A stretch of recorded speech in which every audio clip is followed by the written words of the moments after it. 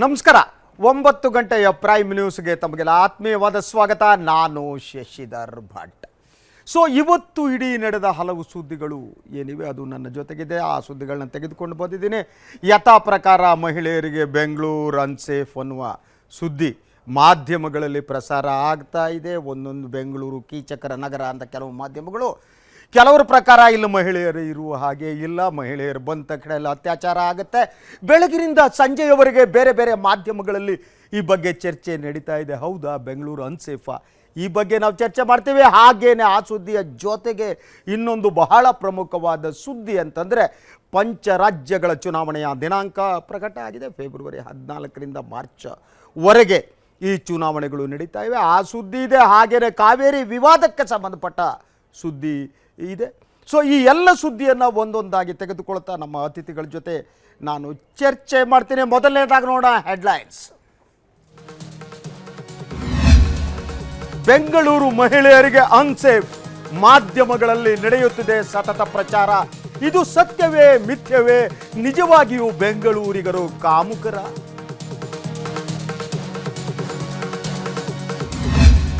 ಪಂಚರಾಜ್ಯಗಳ ಚುನಾವಣಾ ದಿನಾಂಕ ಪ್ರಕಟ. ಪ್ರಧಾನಿ ಮೋದಿ ವರ್ಚಸ್ಸಿಗೆ ಈ ಚುನಾವಣೆಯೇ ಮಾನದಂಡ. ಡಿಮಾನಿಟೈಸೇಷನ್ಗೆ ಜನ ನೀಡ್ತಾರ ಆಶೀರ್ವಾದ? ಕಾವೇರಿ ಜಲ ವಿವಾದ, ಮೇಲ್ಮನವಿ ಅರ್ಜಿ ವಿಚಾರಣೆ ಮುಗಿಯುವವರೆಗೂ ನೀರು ಬಿಡುವಂತೆ ಕರ್ನಾಟಕಕ್ಕೆ ಸುಪ್ರೀಂ ಕೋರ್ಟ್ ಆದೇಶ.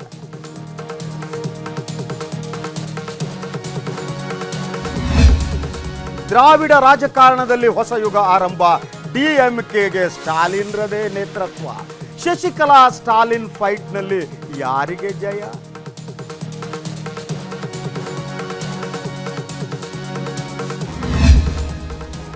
ಮಣ್ಣಲ್ಲಿ ಮಣ್ಣಾದ ಸಚಿವ ಮಹದೇವ್ ಪ್ರಸಾದ್. ಸಕಲ ಸರ್ಕಾರಿ ಗೌರವಗಳೊಂದಿಗೆ ಸ್ವಗ್ರಾಮದಲ್ಲಿ ನಡೆಯಿತು ಅಂತ್ಯ ಸಂಸ್ಕಾರ.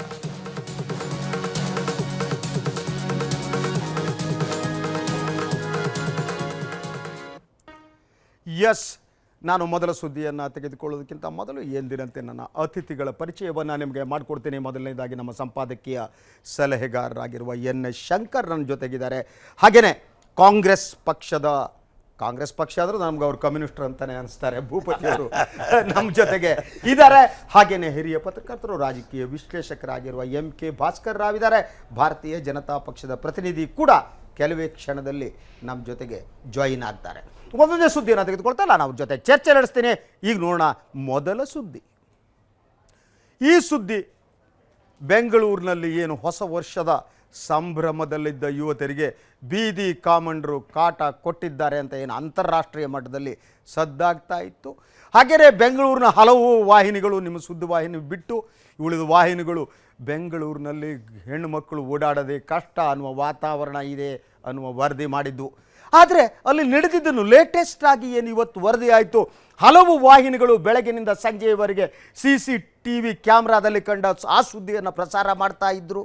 ಎಸ್, ಆ ಸುದ್ದಿ ಒಳಗಿರೋ ಸುದ್ದಿ ಏನಪ್ಪ? ಸುದ್ದಿಯ ಒಳಗೊಂದು ಸುದ್ದಿ ಇರುತ್ತೆ. ಅದರ ಕುರಿತ ಒಂದು ಡೀಟೇಲ್ ವರದಿ ಇಲ್ಲಿದೆ. ಅದಾದ ನಂತರ ನಾನು ಚರ್ಚೆ ಮಾಡ್ತೀನಿ.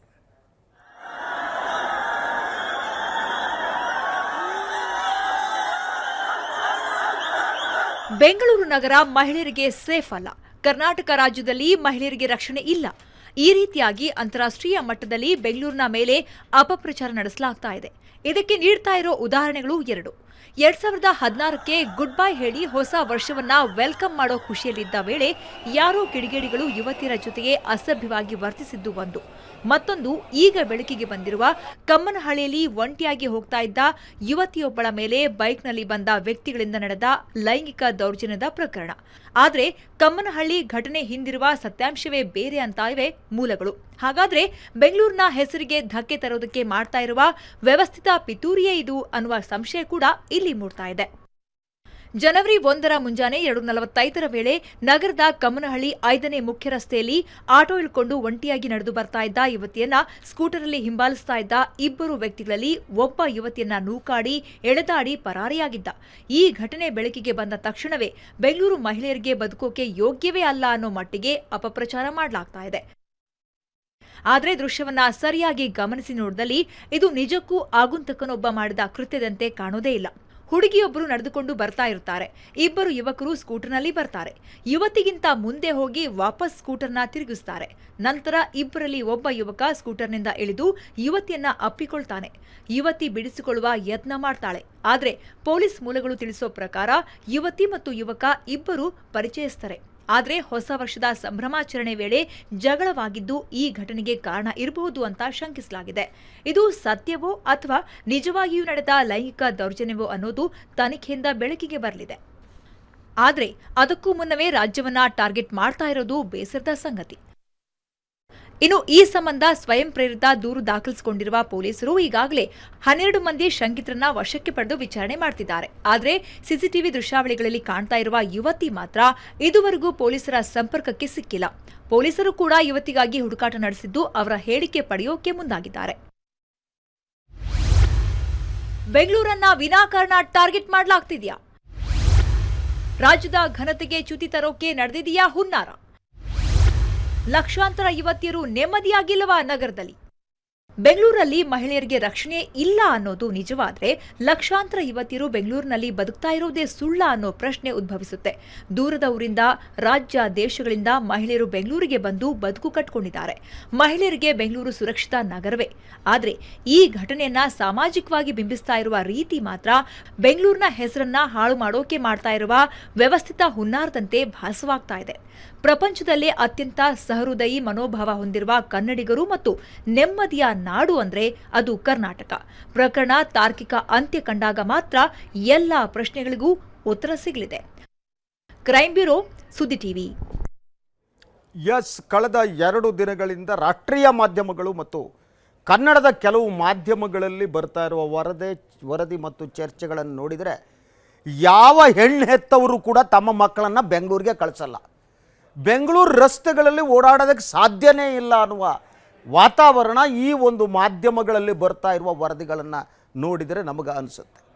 ಬೆಂಗಳೂರು ಅಷ್ಟು ಅನ್ಸೇಫಾ? ನಾನು ಸುಮ್ಮನೆ ಮಾತಾಡಲ್ಲ, ನನ್ನ ಹತ್ರ ಅಂಕಿ ಅಂಶ ಇದೆ. ಲಂಡನ್ನಲ್ಲಿ ಏನು ಸೆಕ್ಸುವಲ್ ಹೆರಾಸ್ಮೆಂಟ್ ಬಗ್ಗೆ ಪಬ್ಲಿಕ್ ಪ್ಲೇಸ್ನಲ್ಲಿ ನಡೆದ ವರದಿ ಇದೆ, ಹಾಗೆಯೇ ಐರೋಪ್ಯ ರಾಷ್ಟ್ರಗಳಲ್ಲಿ ನಡೆದ ವರದಿ ಇದೆ, ಹಾಗೆಯೇ ಏನು ನೀವು ಕೊಲ್ಲಿ ರಾಷ್ಟ್ರಗಳಲ್ಲಿ ನಡೆದ ವರದಿ ಇದೆ ನನ್ನ ಹತ್ರ. ಎಲ್ಲೆಲ್ಲಿ ಎಷ್ಟು ಈ ರೀತಿಯ ರಸ್ತೆ ಹೆರಾಸ್ಮೆಂಟ್ಗಳು ನಡೀತವೆ, ಅದು ಬೆಂಗಳೂರಿನಲ್ಲಿ ಮಾತ್ರ ನಡೆಯುತ್ತಾ? ಆ ಎಲ್ಲ ವರದಿಗಳನ್ನು ನಾನು ಇಟ್ಕೊಂಡು ಬಂದಿದ್ದೇನೆ. ಸೊ ನನ್ನ ಪ್ರಶ್ನೆ ಇಷ್ಟೇ, ನಾವು ಬಿಂಬಿಸುವ ರೀತಿ ಬೆಂಗಳೂರು ಅನ್ಸೇಫ್ ಆಗಿದೆಯಾ? 1 ಕೋಟಿ ಜನ ಇರುವ ಒಂದು ನಗರದಲ್ಲಿ ಒಂದೆರಡು ಇಂತಹ ಘಟನೆಗಳು ನಡೆದರೆ ಅದಕ್ಕೆ ಕಾರಣ ಯಾರು? ಅದು ನಾನು ಮೇನ್ ಡಾಮಿನೆನ್ಸ್ ಆಗಿರುವ ಒಂದು ಸೈಕ್ ಕಾರಣ ಅಂತ ಹೇಳಬೇಕು ಅಥವಾ ಇನ್ನೇನು ಹೇಳೋಕ್ಕೆ ಸಾಧ್ಯ? ಸೊ ಸಾರ್ವಜನಿಕವಾಗಿ ಒಂದು ರಸ್ತೆಯಲ್ಲಿ ಹೋಗುವಾಗ ಹೆಣ್ಣು ಮಕ್ಕಳಿಗೆ ಈ ರೀತಿಯ ದೌರ್ಜನ್ಯ ನಡೆದರೆ ಅದಕ್ಕೆ ಕಾರಣರಾಗುವವರು ಯಾರು? ಪುರುಷ ಸಮುದಾಯ ಅಲ್ವಾ? ಹೀಗೆ ಹಲವು ಪ್ರಶ್ನೆಗಳಿವೆ. ನಾನು ಇದನ್ನು ಚರ್ಚೆ ಮಾಡ್ತಾ ಇದ್ದೀನಿ ಯಾಕೆಂದರೆ ಇವತ್ತು ಬೆಳಗಿನಿಂದ ನಾನು ಹಲವು ವಾಹಿನಿಗಳಲ್ಲಿ ನೋಡಿದ್ದೀನಿ. ಸೊ ಅದನ್ನು ನೋಡಿದ ತಕ್ಷಣ ಕೆಲವರು ಬೆಂಗಳೂರಿನಲ್ಲಿ ಕೀಚಕರು ತುಂಬಿದ್ದಾರೆ, ಇನ್ನು ಕೆಲವು ಬೆಂಗಳೂರು ಅಸುರಕ್ಷಿತ, ಮಹಿಳೆಯರು ಇಲ್ಲಿ ಬದುಕೋದಕ್ಕೆ ಸಾಧ್ಯ ಆಗ್ತಾ ಇಲ್ಲ ಅಂತ ವಾತಾವರಣ ಇದೆ. ಸೊ ಇಂಥ ವರದಿಗಳು, ಒಂದು ವರದಿ ಇದೆ, ಇದು ಒಂದು ಚಾನಲ್ನಲ್ಲಿ ಬಂದಿದ್ದು. ಸಿ ಬೆಂಗಳೂರು ಶಾಕಿಂಗ್, ರಸ್ತೆಯಲ್ಲಿ ಹೋಗ್ತಾ ಇದ್ದ ಯುವತಿ ಬರಸರದು ಕಿರುಕುಳ, ಯುವತಿ ಕಿರಿಚಾಡಿದ್ರು, ಯಾರೂ ಬರಲಿಲ್ಲ. ಈ ವರದಿಯ ಮೊದಲ ಸಾಲೆ ಮಹಾನಗರಿ ಮಹಿಳೆಯರಿಗೆ ಸೇಫ್ ಅಲ್ಲ ಎಂಬುದು ಮತ್ತೊಮ್ಮೆ ಸಾಬೀತಾಗಿದೆ. ವಿಶ್ವದ ಯಾವ ಮಹಾನಗರದಲ್ಲಿ ಮಹಿಳೆಯರ ಸ್ಥಿತಿ ಹೇಗಿದೆ ಅನ್ನೋ ವರದಿಯನ್ನು ಕೊಡ್ತೀರಿ, ನೀವೇ ಕಂಪೇರ್ ಮಾಡಿ. ಬೆಂಗಳೂರು ಅದಕ್ಕಿಂತ ಕೆಟ್ಟದಾಗಿದೆಯಾ? ನಾನು ಎಮೋಷ್ನಲ್ ಆಗಿ ಮಾತಾಡ್ಬೋದು, ಯಾಕಂದರೆ ಬೆಂಗಳೂರು ನನ್ನದು, ಬೆಂಗಳೂರು ನಮ್ಮ ರಾಜಧಾನಿ. ನಾವು ಹೇಳ್ತಾ ಇದ್ದಾಗ ಬೆಂಗಳೂರು ಇದೆಯಾ ಅನ್ಸೇಫಾ? ಎಸ್ ಭೂಪತಿ, ನಿಮ್ಮನ್ನು ಮೊದಲು ಕೇಳ್ತೀನಿ, ಬೆಂಗಳೂರು ಅನ್ಸೇಫಾ ಮಹಿಳೆಯರಿಗೆ? ಇಲ್ಲಿ ಮಹಿಳೆಯರು ಓಡಾಡೋದಕ್ಕೆ ಸಾಧ್ಯ ಇಲ್ವಾ? ಮಹಿಳೆಯರು ಕೆಲಸ ಮಾಡೋಕ್ಕೆ ಸಾಧ್ಯವಿಲ್ವಾ? ಮಹಿಳೆಯರು ಬದುಕೋದಕ್ಕೆ ಸಾಧ್ಯ ಇಲ್ವಾ? ಆ ಸ್ಥಿತಿ ನಿರ್ಮಾಣ ಆಗಿದೆಯಾ? ಅಲ್ಲ, ಒಂದು ಈ ಘಟನೆಯನ್ನು ನಾವು ಗಮನದಲ್ಲಿಟ್ಕೊಂಡು ಬೆಂಗಳೂರು ಅನ್ಸೇಫ್ ಮಹಿಳೆಯರಿಗೆ ಅಂತ ಹೇಳೋದು ತಪ್ಪಾಗುತ್ತೆ.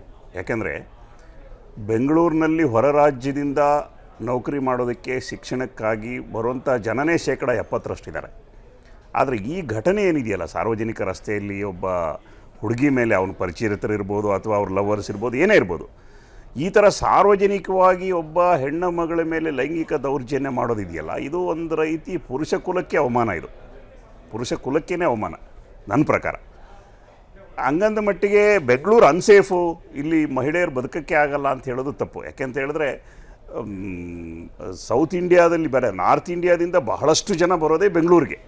ಇಲ್ಲಿ ಉದ್ಯೋಗ ಮಾಡೋಕ್ಕೆ ಬರ್ತಾರೆ, ವ್ಯಾಪಾರ ಮಾಡೋಕ್ಕೆ ಬರ್ತಾರೆ. ಆಮೇಲೆ ನಿಮಗೆ ಬೆಂಗಳೂರಿನಲ್ಲಿ ಕನ್ನಡಿಗರು ಅಂತ ಇರೋದೇ 25-30%. ಉಳಿದರೆಲ್ಲ ಹೊರಗಿನ ರಾಜ್ಯದಿಂದ ಬಂದು ಸೆಟ್ಲ್ ಆದವರೆ ಇಲ್ಲಿರೋದು. ಇದು ಕಾಸ್ಮೋಪಾಲಿಟನ್ ಸಿಟಿ. ಆದ್ದರಿಂದ ಒಂದೇನಂತ ಹೇಳಿದ್ರೆ ಇದು ಲಾ ಆ್ಯಂಡ್ ಆರ್ಡರ್ ಫೇಲ್ಯೂರ್ ಅಂತ ಕೆಲವರು ವರ್ಣನೆ ಮಾಡ್ತಾರೆ ಅಥವಾ ವ್ಯಾಖ್ಯಾನ ಮಾಡ್ತಾರೆ. ಆದರೆ ಈ ಥರದ್ದು ನಡಿಬಾರ್ದು ಅನ್ನೋದು ಕೂಡ ಮುಖ್ಯ. ಅದು ಅಷ್ಟೇ ಮುಖ್ಯ. Bhaskar, your turn please, kindly tell me. ನನಗಿರೋದು ಬೆಂಗಳೂರು ಅನ್ಸೇಫಾ?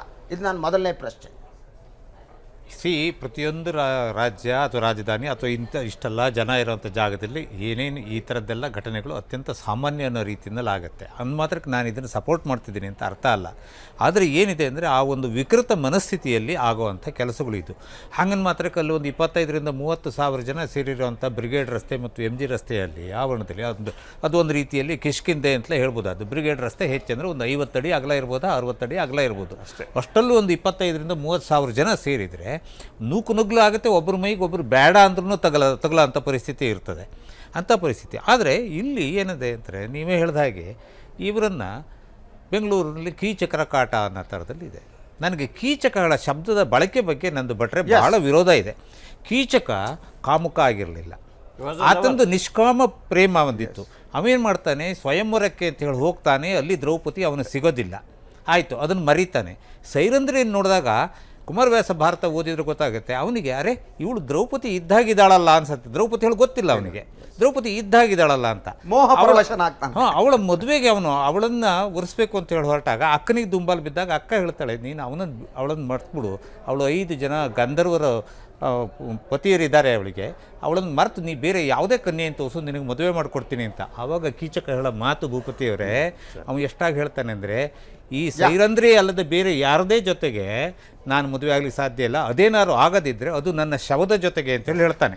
ಅಂಥ ಒಂದು ನಿಷ್ಕಾಮವಾದ ಪ್ರೇಮಿ ಅವನಾಗಿರ್ತಾನೆ, ಕೀಚಕ ಆಗಿರ್ತಾನೆ. ಅವನು ಹಾದಿ ಬೀದಿ ಕಾಮುಕ ಅಲ್ಲ ಅವನು. ಹಾಗಾಗಿ ಇವತ್ತು ಬಂದ ಹಲವು ಶೀರ್ಷಿಕೆಗಳು ನನಗೆ ಶಾಕಿಂಗ್. ಯಾಕೆಂದ್ರೆ ನಾನು ಅಂಕಿಅಂಶ ಇಟ್ಟು ಮಾತ್ರ ಸುಮ್ಮನೆ ನಾನು ಹೇಳ್ತೀನಿ ಅಂದ್ರೆ, ಎಸ್ ಭಾಸ್ಕರ್, ಬೆಂಗಳೂರು ಅನ್ಸೇಫ ಮಹಿಳೆಯರಿಗೆ? ನಮ್ಮ ಮಕ್ಕಳು ಓಡಾಡ್ತಾರೆ, ಇನ್ನೊಬ್ಬರು ಮಕ್ಕಳು ಓಡಾಡ್ತಾರೆ, ಬೆಂಗಳೂರು ಓಡಾಡಲ್ವಾ? ಯಾವುದೋ ಒಂದು ಇನ್ಸಿಡೆಂಟು, 2 ಇನ್ಸಿಡೆಂಟು, 4 1 ಕೋಟಿ ಜನಸಂಖ್ಯೆ ಇರುವ ಒಂದು ನಗರದಲ್ಲಿ ನಡೆದ್ರೆ ಅದು ಕೀಚಕರ ನಾಡಾಗುತ್ತಾ? ಅದು ಕಾಮುಕರ ನಾಡಾಗುತ್ತಾ? ಅಲ್ಲ, ಇಡೀ ಜಗತ್ತಿಗೆ ಗೊತ್ತಿದೆ Bengaluru is one of the safest places in the world. ನೀವು ಗಂಡಸರು ಹೆಂಗಸನ್ನ ನೋಡಿ ಆಸೆ ಪಡ್ತಾರೆ, ಮಿಸ್ಬಿಹೇವ್ ಮಾಡ್ತಾರೆ ಅಂದರೆ ಆ ಪ್ರಾಬ್ಲಮ್ ಗ್ಲೋಬಲ್ ಫೆನಾಮಿನನ್. ಅದು ಅದೇನು ಬೆಂಗಳೂರಿಗೆ ಸೀಮಿತಾನ, ಕರ್ನಾಟಕಕ್ಕೆ ಸೀಮಿತಾನ, ಇಂಡಿಯಾಗೆ ಸೀಮಿತಾನ? ನಾನು ಈ ಸ್ವೀಡನ್ ಮತ್ತು ಭೂತಾನ್ ನಾವು ಭಾಳ ಒಳ್ಳೆ ಕಲ್ಯಾಣ ರಾಜ್ಯಗಳ ಹತ್ರ ನೋಡ್ತೀವಿ. ಭೂತಾನ್ನಲ್ಲಿ ಅದರ ಸ್ಟ್ಯಾಂಡರ್ಡ್ ಆಫ್ ಲಿವಿಂಗೇ ಬೇರೆ. ಸ್ವೀಡನ್ ಕಲ್ಯಾಣ ರಾಜ್ಯ, ನಿಜವಾಗ್ಲೂ ಕಲ್ಯಾಣ ರಾಜ್ಯನೇ ಅದು. ನೋಡಿದ್ರೆ ಮ್ಯಾಕ್ಸಿಮಮ್ ನಂಬರ್ ಆಫ್ ರೇಪ್ಸ್ ಇವತ್ತು ನಡೀತಾ ಇರೋದು ಪ್ರಪಂಚದಲ್ಲಿ ನೋಡಿದ್ರೆ ಸ್ವೀಡನ್ ಅಂತ ತೋರಿಸ್ತಾ ಇದೆ. ಅದು ಇದನ್ನು ಹೆಂಗೆ ನಾವು ಅದ್ರ ಜೊತೆಗೆ 2 ರೀತಿ ಏನು ಸೆಕ್ಸುವಲ್ ಹೆರಾಸ್ಮೆಂಟ್ ಇನ್ ಸ್ಟ್ರೀಟ್ಸ್ ಎಲ್ಲೆಲ್ಲಿ ವಿಶ್ವದಲ್ಲಿ ಎಲ್ಲೆಲ್ಲಿ ನಡೀತಿದೆ ಅನ್ನುವ ವರದಿ ಇದೆ ನನ್ನ ಹತ್ರ. ನಾನು ಆ ವರದಿಯನ್ನು ಇಟ್ಕೊಂಡು ಬಂದಿದ್ದೀನಿ. ಸೊ ಲಂಡನ್ ಅಲ್ಲ, ನನ್ನ ಆರ್ಗ್ಯುಮೆಂಟ್ ಏನು ಅಂತಂದರೆ, ಈಗ ಬೆಂಗಳೂರನ್ನು ಈ ಥರದ ಅನ್ಸೇಫ್ ಪ್ಲೇಸ್ ಅಂತ ಹೇಳೋದ್ರ ಹಿಂದೆ ಯಾವುದೋ ವೆಸ್ಟರ್ನ್ ಇಂಟ್ರೆಸ್ಟ್ ಕೆಲಸ ಮಾಡ್ತಾ ಇದೆ. ನಾನು ಒಟ್ಟಾರೆಯಾಗಿ ರಾಷ್ಟ್ರೀಯ ಮಾಧ್ಯಮಗಳು, ನಾವು ನಿನ್ನೆ ಚರ್ಚೆ ಮಾಡಿದ್ವಿ, ನಿಮ್ಗೆ MG ರೋಡ್ನಲ್ಲಿ ಒಂದು ಈ ರೀತಿಯ ಮಿಸ್ಬಿಹೇವ್, ಅದು ಮಹಾನ್ ದೊಡ್ಡ ಸುದ್ದಿ ಆಗುತ್ತೆ. ಗ್ರಾಮಾಂತರ ಪ್ರದೇಶದಲ್ಲಿ ಜಾತಿ ಕಾರಣಕ್ಕೋ ದುರ್ಬಲರ ಮೇಲೆ ಇಂತಹ ಅತ್ಯಾಚಾರಗಳು ಸತತವಾಗಿ ನಡೆದರೂ ಕೂಡ ರಾಷ್ಟ್ರೀಯವಾಗಿ ಕಂಡುಬಿಡಲ್ಲ. ಈಗ ಕೈರ್ಲಾಂಜಿನಲ್ಲೇ, ಮಹಾರಾಷ್ಟ್ರದ ಕೈರ್ಲಾಂಜಿಯಲ್ಲಿ ಭೂಪತಿಯವರಿಗೆ ಗೊತ್ತಲ್ಲ, ಅದನ್ನ ನೆನ್ಸ್ಕೊಂಡ್ರೆ ಮೈ ಜುಮ್ ಅಂತತಿ. ಮನೆ ಎಲ್ಲ ಹೆಣ್ಮಕ್ಳನ್ನು ಬೆತ್ತಲೆ ಮಾಡಿ ಅಷ್ಟು ಜನ ಊರ್ ಮೆರವಣಿಗೆ ಮಾಡಿ ಸುಟ್ಟಾಕಿದ್ರು. ರೇಪ್ ಮಾಡಿ ಸುಟ್ಟಾಕಿದ್ರು. ಇದು ಅನ್ಸೇಫ್ ಅಲ್ಲ. ಈ ಬೆಂಗಳೂರಿನಲ್ಲಿ ಯಾರೋ ಹೋಗುವಾಗ ಘಟನೆ ಅದನ್ನ ನೆನ್ಸ್ಕೊಳ್ಳೋಕ್ಕಾಗಲ್ಲ. ವಿವೇಕ್ ರೆಡ್ಡಿ ಅವರೇ, ನಿಮ್ಮನ್ನ ಪ್ರೀತಿಯಿಂದ ಸ್ವಾಗತಿಸ್ತಾ ಮೊದಲನೇ ನಾವು ಸುದ್ದಿಯನ್ನು ತೆಗೆದುಕೊಂಡಿದ್ದೀವಿ. ಯಾಕೆಂತಂದ್ರೆ ಇವತ್ತು ರಾಷ್ಟ್ರೀಯ ಮಾಧ್ಯಮಗಳು ಹಾಗೆ ನಮ್ಮ ಪ್ರಾದೇಶಿಕ ಮಾಧ್ಯಮಗಳು ಬೆಂಗಳೂರು ಅನ್ಸೇಫ್ ಮಹಿಳೆಯರಿಗೆ ಅನ್ನುವ ವರದಿಯನ್ನು ಪ್ರಕಟ ಮಾಡ್ತಿವೆ. ಬೆಂಗಳೂರು ಕಾಮುಕರ ನಾಡು, ಕೀಚಕರ ನಾಡು, ಬೆಂಗಳೂರು ಅದು ಯಾವ್ಯಾವ ವಿಶೇಷಗಳು ಸಿಗುತ್ತೋ ಎಳದ್ ಹಾಕಿ ಮಲಗಿಸ್ಬಿಟ್ಟು ನಾಳೆ ಯಾರೋ ಹೆಣ್ಣೆತ್ತವರು ತಮ್ಮ ಮಕ್ಕಳನ್ನು ಬೆಂಗಳೂರಿಗೆ ಕಳಿಸ್ತಿರುವ ವಾತಾವರಣವನ್ನು ಸೃಷ್ಟಿ ಮಾಡಿದ್ದೀವಿ. ನನ್ನ ಮೊದಲ ಪ್ರಶ್ನೆ, ಬೆಂಗಳೂರು ಅನ್ಸೇಫ ಮಹಿಳೆಯರಿಗೆ? ಬಹುಶಃ ಇಂತಹ ಘಟನೆಗಳು ನೀವೇನು ಇವಾಗ ಟಿ ವಿನಲ್ಲಿ ಹಾಕಿದ್ದೀರಿ, ನಿಮ್ಮ ಹಿಂದೆ ಏನು ನಡೀತಾ ಇದೆ, ಇಂತಹ ಘಟನೆಗಳನ್ನ ನಾವು ಎಂದೂ ನೋಡಿರಲಿಲ್ಲ ಬೆಂಗಳೂರು. ಈ ಘಟನೆ ಅಂದರೆ ನಿಮ್ಮ ಪ್ರಕಾರ ಇದು ಇಂಡಿಯಾದಲ್ಲಿ ನಡೆದ ಮೊದಲ ಘಟನೆ? ಇಂಡಿಯಾನಲ್ಲಿ ನಡೆದಂಥ ಮೊದಲ ಘಟನೆ ಅಥವಾ ವಿಶ್ವದಲ್ಲಿ ನಡೆದ ಮೊದಲ ಘಟನೆ. ಇಂಡಿಯಾನಲ್ಲಿ ನಡೆದಂಥ ಮೊದಲ ಘಟನೆ ಆಗಿಲ್ಲದೆ ಇರ್ಬೋದು.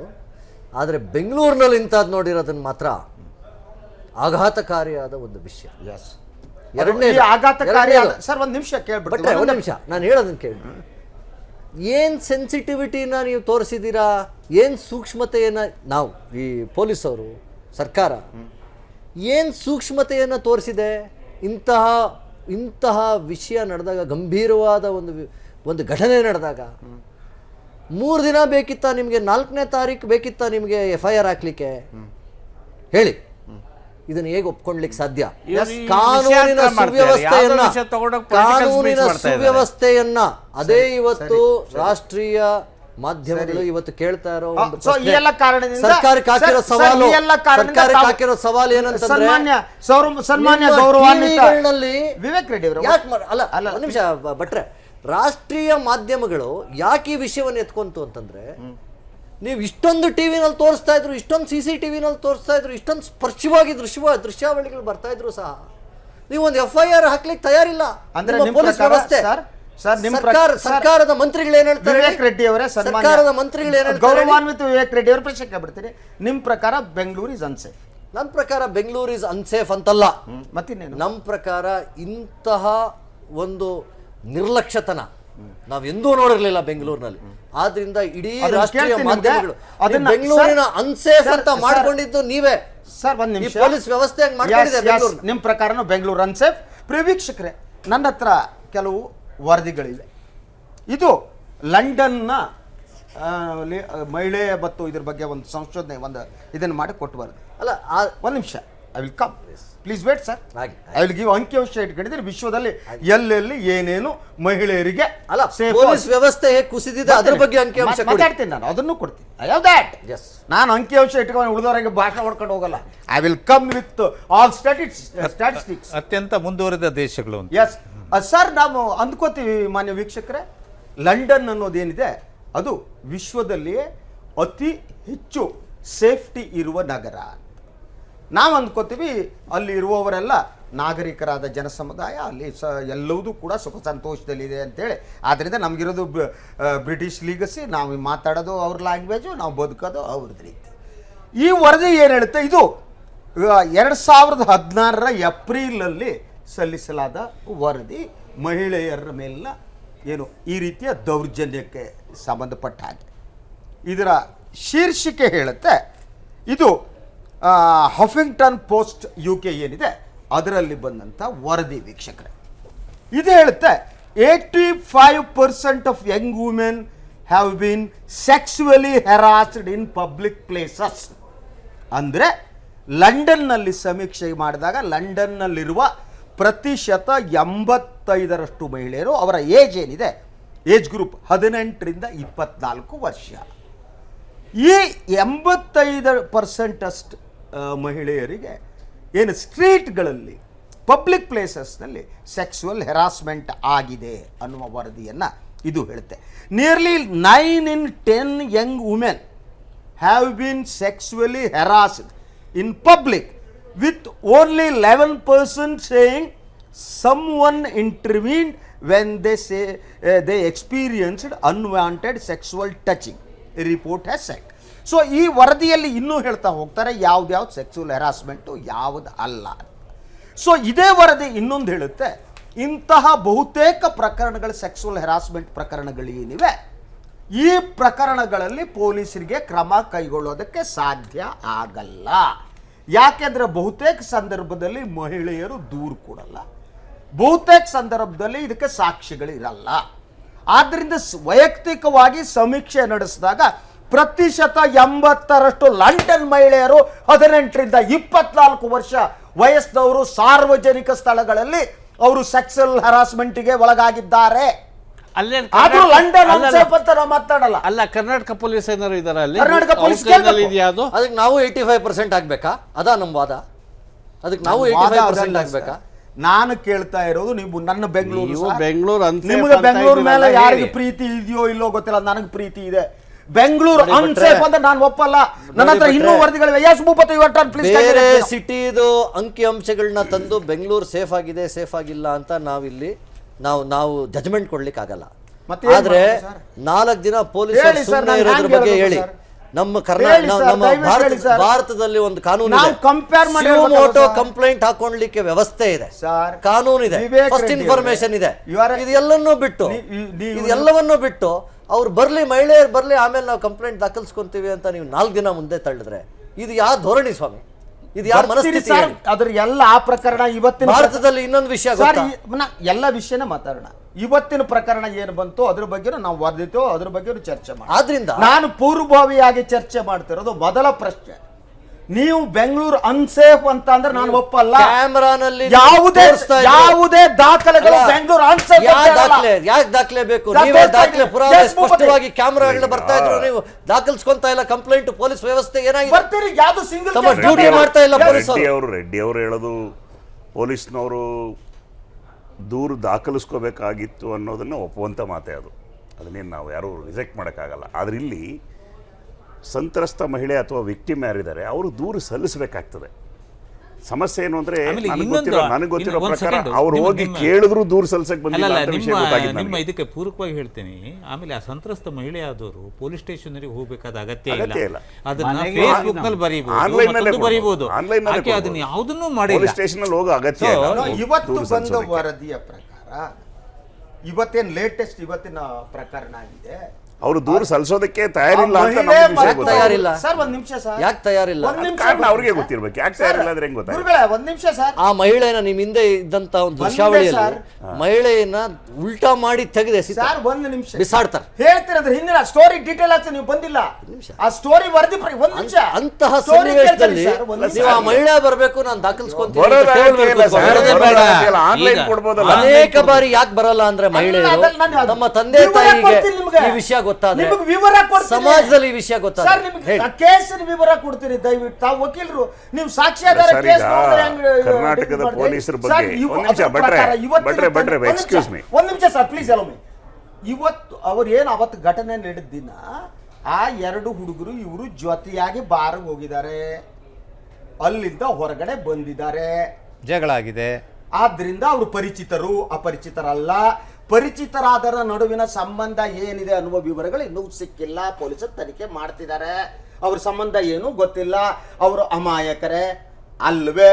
ಅವ್ರಿಗೆ ಸ್ನೇಹ ಇತ್ತೆ, ಅವ್ರಿಗೆ ಪ್ರೀತಿ ಇತ್ತೆ, ಅವ್ರ ಜೊತೆಯಾಗಿ ಹೋಗಿದ್ರೆ ಇಲ್ವೇ ತಿಳ್ಕೊಳಕ್ ಬೇಡವಾ? ಅದಕ್ಕೆ ಅವ್ರು ಬರೋವರೆಗೂ ನಾವು ದಾಖಲಿಸಲ್ಲ ಅಂತ ಹೇಳೋದಕ್ಕಾಗುತ್ತೆ. ಕಂಪ್ಲೇಂಟ್ ನ ದೃಶ್ಯಾವಳಿ ನೋಡಿದ ತಕ್ಷಣ ಈ ತರ ಅನೇಕ ದೃಶ್ಯಾವಳಿಗಳನ್ನ ಕೊಟ್ಟಿದ್ದಾರೆ.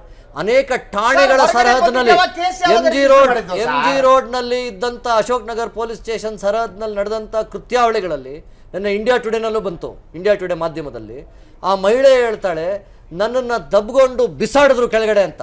ಆದರೂ ಕೂಡ ಆ ಮಹಿಳೆಗೆ ಬಂದು ನೀನು ಏನಮ್ಮ ನಿಂದು ಕಂಪ್ಲೇಂಟ್ ಅಂತ ಕೇಳೋರೊಬ್ರು ಇಲ್ವಲ್ಲ ಈ ಸರ್ಕಾರದ ವ್ಯವಸ್ಥೆನಲ್ಲಿ. ಹೋಮ್ ಮಿನಿಸ್ಟರ್ ಏನ್ ಹೇಳ್ತಾರೆ? ಅದಕ್ಕೆ ಹೋಮ್ ಮಿನಿಸ್ಟರ್ ಏನ್ ಹೇಳ್ತಾರೆ ಹೇಳಿ? ಅನೇಕ ಬಾರಿ ಮಹಿಳೆಗಳು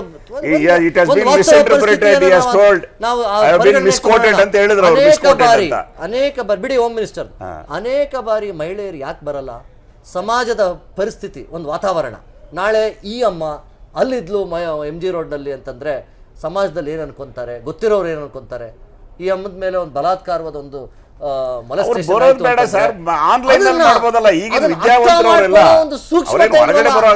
ಸರ್ಕಾರಕ್ಕೆ ನೀನ್ ಸ್ಟೇಷನ್ ಬಂದ್ರೆ ನಾನು ದಾಖಲಿಸಿ. ಈಗ ರೆಡ್ಡಿ ಅವರೇ, ಇವು ಯಾರು ಡಿಫೆಂಡ್ ಮಾಡ್ಕೊಳ್ಳೋ ಇನ್ಸಿಡೆಂಟ್ಗಳಲ್ಲ ಇವು. ಈ ಸೂಕ್ಷ್ಮತೆಯಿಂದ ಈಗ ರೆಡ್ಡಿ ಅವರು ಹೇಳೋದು ನೋಡಿ ಹೆಂಗಿದೆ ಅಂದ್ರೆ, ಕರ್ನಾಟಕದ ಪೊಲೀಸರು ಮಾತ್ರ ಸೆನ್ಸ್ಲೆಸ್, ಬಿಜೆಪಿ ರೂಲ್ ಸ್ಟೇಟ್ಸ್ ಅಲ್ಲ ಪೊಲೀಸರು ಬಹಳ ಸೆನ್ಸಿಬಲ್ ಅನ್ನೋದು. ಭಾರತದಲ್ಲಿ I am giving time to Shankar now. I will come back. Yes ಈಗ ಅವ್ರು ಹೇಳೋದು, ಈಗ ಆ ಅಮ್ಮ ಕಂಪ್ಲೇಂಟ್ ಕೊಡಲಿಲ್ಲ. ಯಾತಕ್ಕೆ ಕೊಡಲಿಲ್ಲ? ಮನೆಯವ್ರಿಗೆ ಹೆದರಿಕೆ ಇರುತ್ತೆ, ಸಮಾಜದ ಹೆದರಿಕೆ ಇರುತ್ತೆ. ಸರಿ, ಇವರು ಸುವೋಮೋಟೋ ಕೇಸ್ನ ರಿಜಿಸ್ಟರ್ ಮಾಡಿಕೊಂಡ್ರು, ಅದನ್ನು ಇಟ್ಕೊಳ್ಳೋಣ, FIR ಆಯಿತು. ಆದ್ಮೇಲೆ ಆ ಅಮ್ಮನ ಸಾಕ್ಷಿ ಇಲ್ಲದೆ ಅವ್ರ ಕೇಸ್ ಮುಂದೆ ಸರ್ ಅದು ನಾಳೆ ಪ್ರಶ್ನೆ. ಒಂದ್ ನಿಮಿಷ, ಸಾಕ್ಷಿ ಆಧಾರಗಳು ನಾಳೆ ಪ್ರಶ್ನೆ.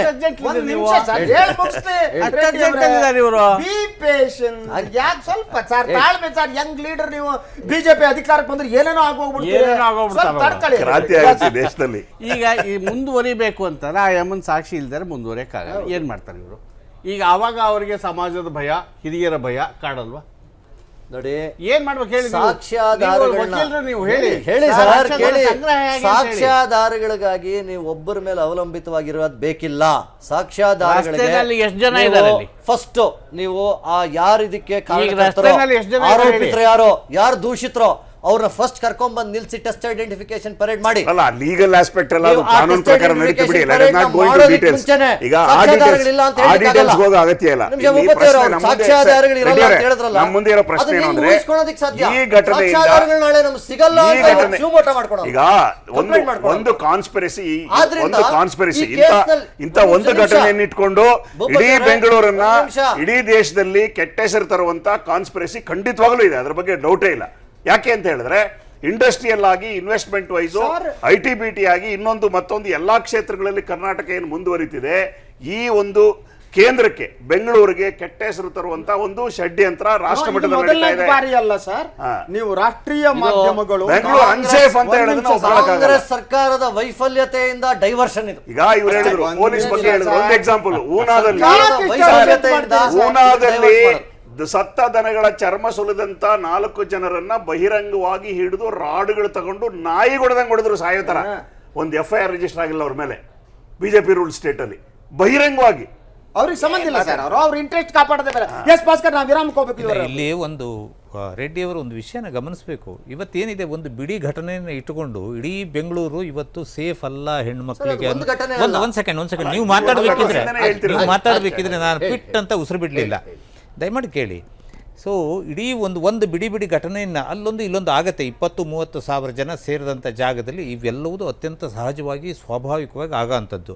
ಈಗ ಈ ಪರ್ಟಿಕ್ಯುಲರ್ ಈ ದೃಶ್ಯವನ್ನು ನಾವೇನು ನೋಡ್ತಿದ್ದೀವಿ, ಇದರಲ್ಲಿ ಆ ಹುಡುಗ ಮತ್ತು ಹುಡುಗಿಯ ಸಂಬಂಧದ ಬಗ್ಗೆ ನಮಗಿನ್ನೂ ಗೊತ್ತಿಲ್ಲ. ಅದು ತನಿಖೆ ಹಂತದಲ್ಲಿದೆ, ನೋಡೋಣ ಅದು ನಾಳೆ ಏನಾಗುತ್ತೆ ಹೇಳಿ. ಅದು ಅವನು ನಿಜವಾಗ್ಲೂ ಅವನು ಅನ್ಯಾಯ ಮಾಡಿದ್ದೇ ಹೋದಾದ್ರೆ ಅವನಿಗೆ ಕಾನೂನು ಪ್ರಕಾರ ಏನು ಶಿಕ್ಷೆ ಕೊಡಬೇಕು ಅದನ್ನು ಕೊಡಿ. ಅದಕ್ಕೆ ಯಾರೂ ಇಲ್ಲಿ ವಿರೋಧ ಇಲ್ಲ. ಶೇಮ್ಫುಲ್ ಇನ್ಸಿಡೆಂಟ್ ಅದು. ಒಂದು ವೇಳೆ ಅವ್ರ ನಡುವೆ ಏನಾದರೂ ಒಂದು ಸ್ನೇಹವೋ ಸಂಬಂಧವೋ ಇದ್ದು ಆ ಕ್ಷಣದಲ್ಲಿ ಏನೋ ಒಂದು ಜಗಳ ಮುನಿಸು ಇವೆಲ್ಲ ಬಂದು ಅದರ ರಾದ್ದಾಂತವೋ ಇದು ಹೇಳೋದು ನಮ್ಗೆ ಗೊತ್ತಿಲ್ಲ. ಇದನ್ನು ಬಿಟ್ಬಿಡೋಣ.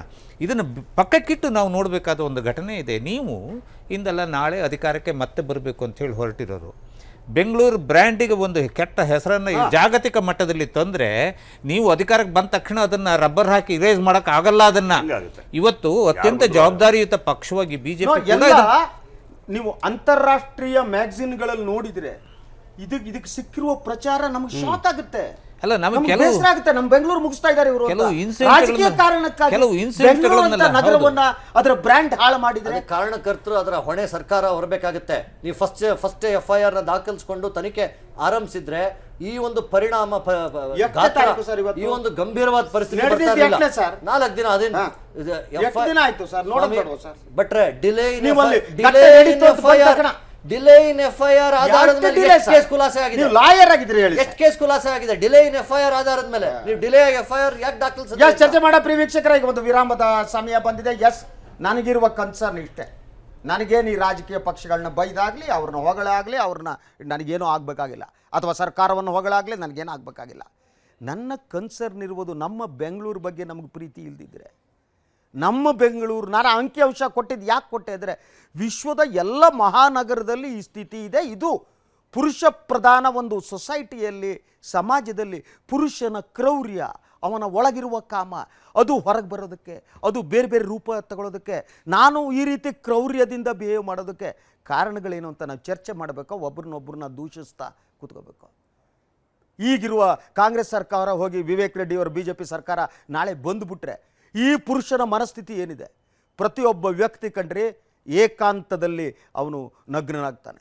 ಏಕಾಂತದಲ್ಲಿರುವ ಒಂದು ಹೆಣ್ಣಿನ ಜೊತೆ ಇರುವ ಒಬ್ಬ ವ್ಯಕ್ತಿ ಇದ್ದಾನಲ್ಲ, ಅವನು ಹೇಗೆ ಬಿಹೇವ್ ಮಾಡ್ತಾನೆ ಅನ್ನೋದರ ಮೇಲೆ ಅವನ ಸಂಸ್ಕಾರ, ಸಂಸ್ಕೃತಿ, ಮನಸ್ಥಿತಿ ಇದಾಗುತ್ತೆ. ಸೊ ಸಾರ್ವಜನಿಕ ಸ್ತರದಲ್ಲಿ ಯಾಕೆ ಇಂಥದ್ದು ನಡೆಯುತ್ತೆ ಅನ್ನೋದನ್ನು ಕೂಡ ಒಂದು ವರದಿ ಇದೆ ನನ್ನ ಹತ್ರ. ಯಾಕೆ ಸಾರ್ವಜನಿಕ ಸ್ಥಳದಲ್ಲಿ ಒಬ್ಬ ಗಂಡು ಹೋಗ್ಬಿಟ್ಟು ಸೆಕ್ಸುವಲ್ ಹೆರಾಸ್ಮೆಂಟ್ ಮಾಡ್ತಾನೆ ಅಂತ. ಇದಕ್ಕೆ ಯಾರು ಕಾರಣ ರೀ? ಇದಕ್ಕೇನು ರಾಜಕೀಯ ಪಕ್ಷಗಳ ಕಾರಣನಾ? ಇನ್ನೊಬ್ರು ನಾವು ಪುರುಷರೆಲ್ಲ ಕಾರಣ. ಏನು ಮೊದಲನೇದಾಗಿ ಭೂಪತಿಯವರು ನಾವೆಲ್ಲ ತಲೆ ತಗ್ಗಿಸ್ಬೇಕು ಅಂತ. ನಾವು ತಲೆ ತಗ್ಗಿಸಿ ಇಂಥ ಘಟನೆ ನಡೆದಿರೋ ಬಗ್ಗೆ ಆಲೋಚನೆ ಮಾಡಬೇಕಾ?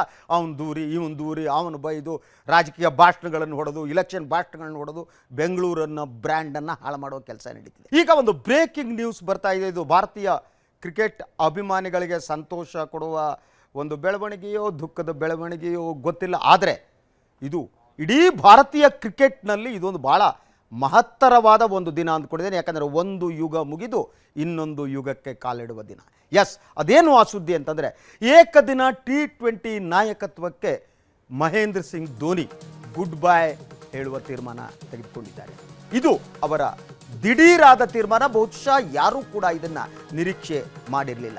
ಟೀಮ್ ಇಂಡಿಯಾದಲ್ಲಿ ಇನ್ನು ಮುಂದೆ ಕೇವಲ ಆಟಗಾರರಾಗಿ ಉಳಿಯಲಿರುವ ಧೋನಿ ರಾಜೀನಾಮೆಯಿಂದ ಕೊಹ್ಲಿಗೆ ಕ್ಯಾಪ್ಟನ್ ಪಟ್ಟ ದೊರೆಯುವ ಸಾಧ್ಯತೆ ಇದೆ.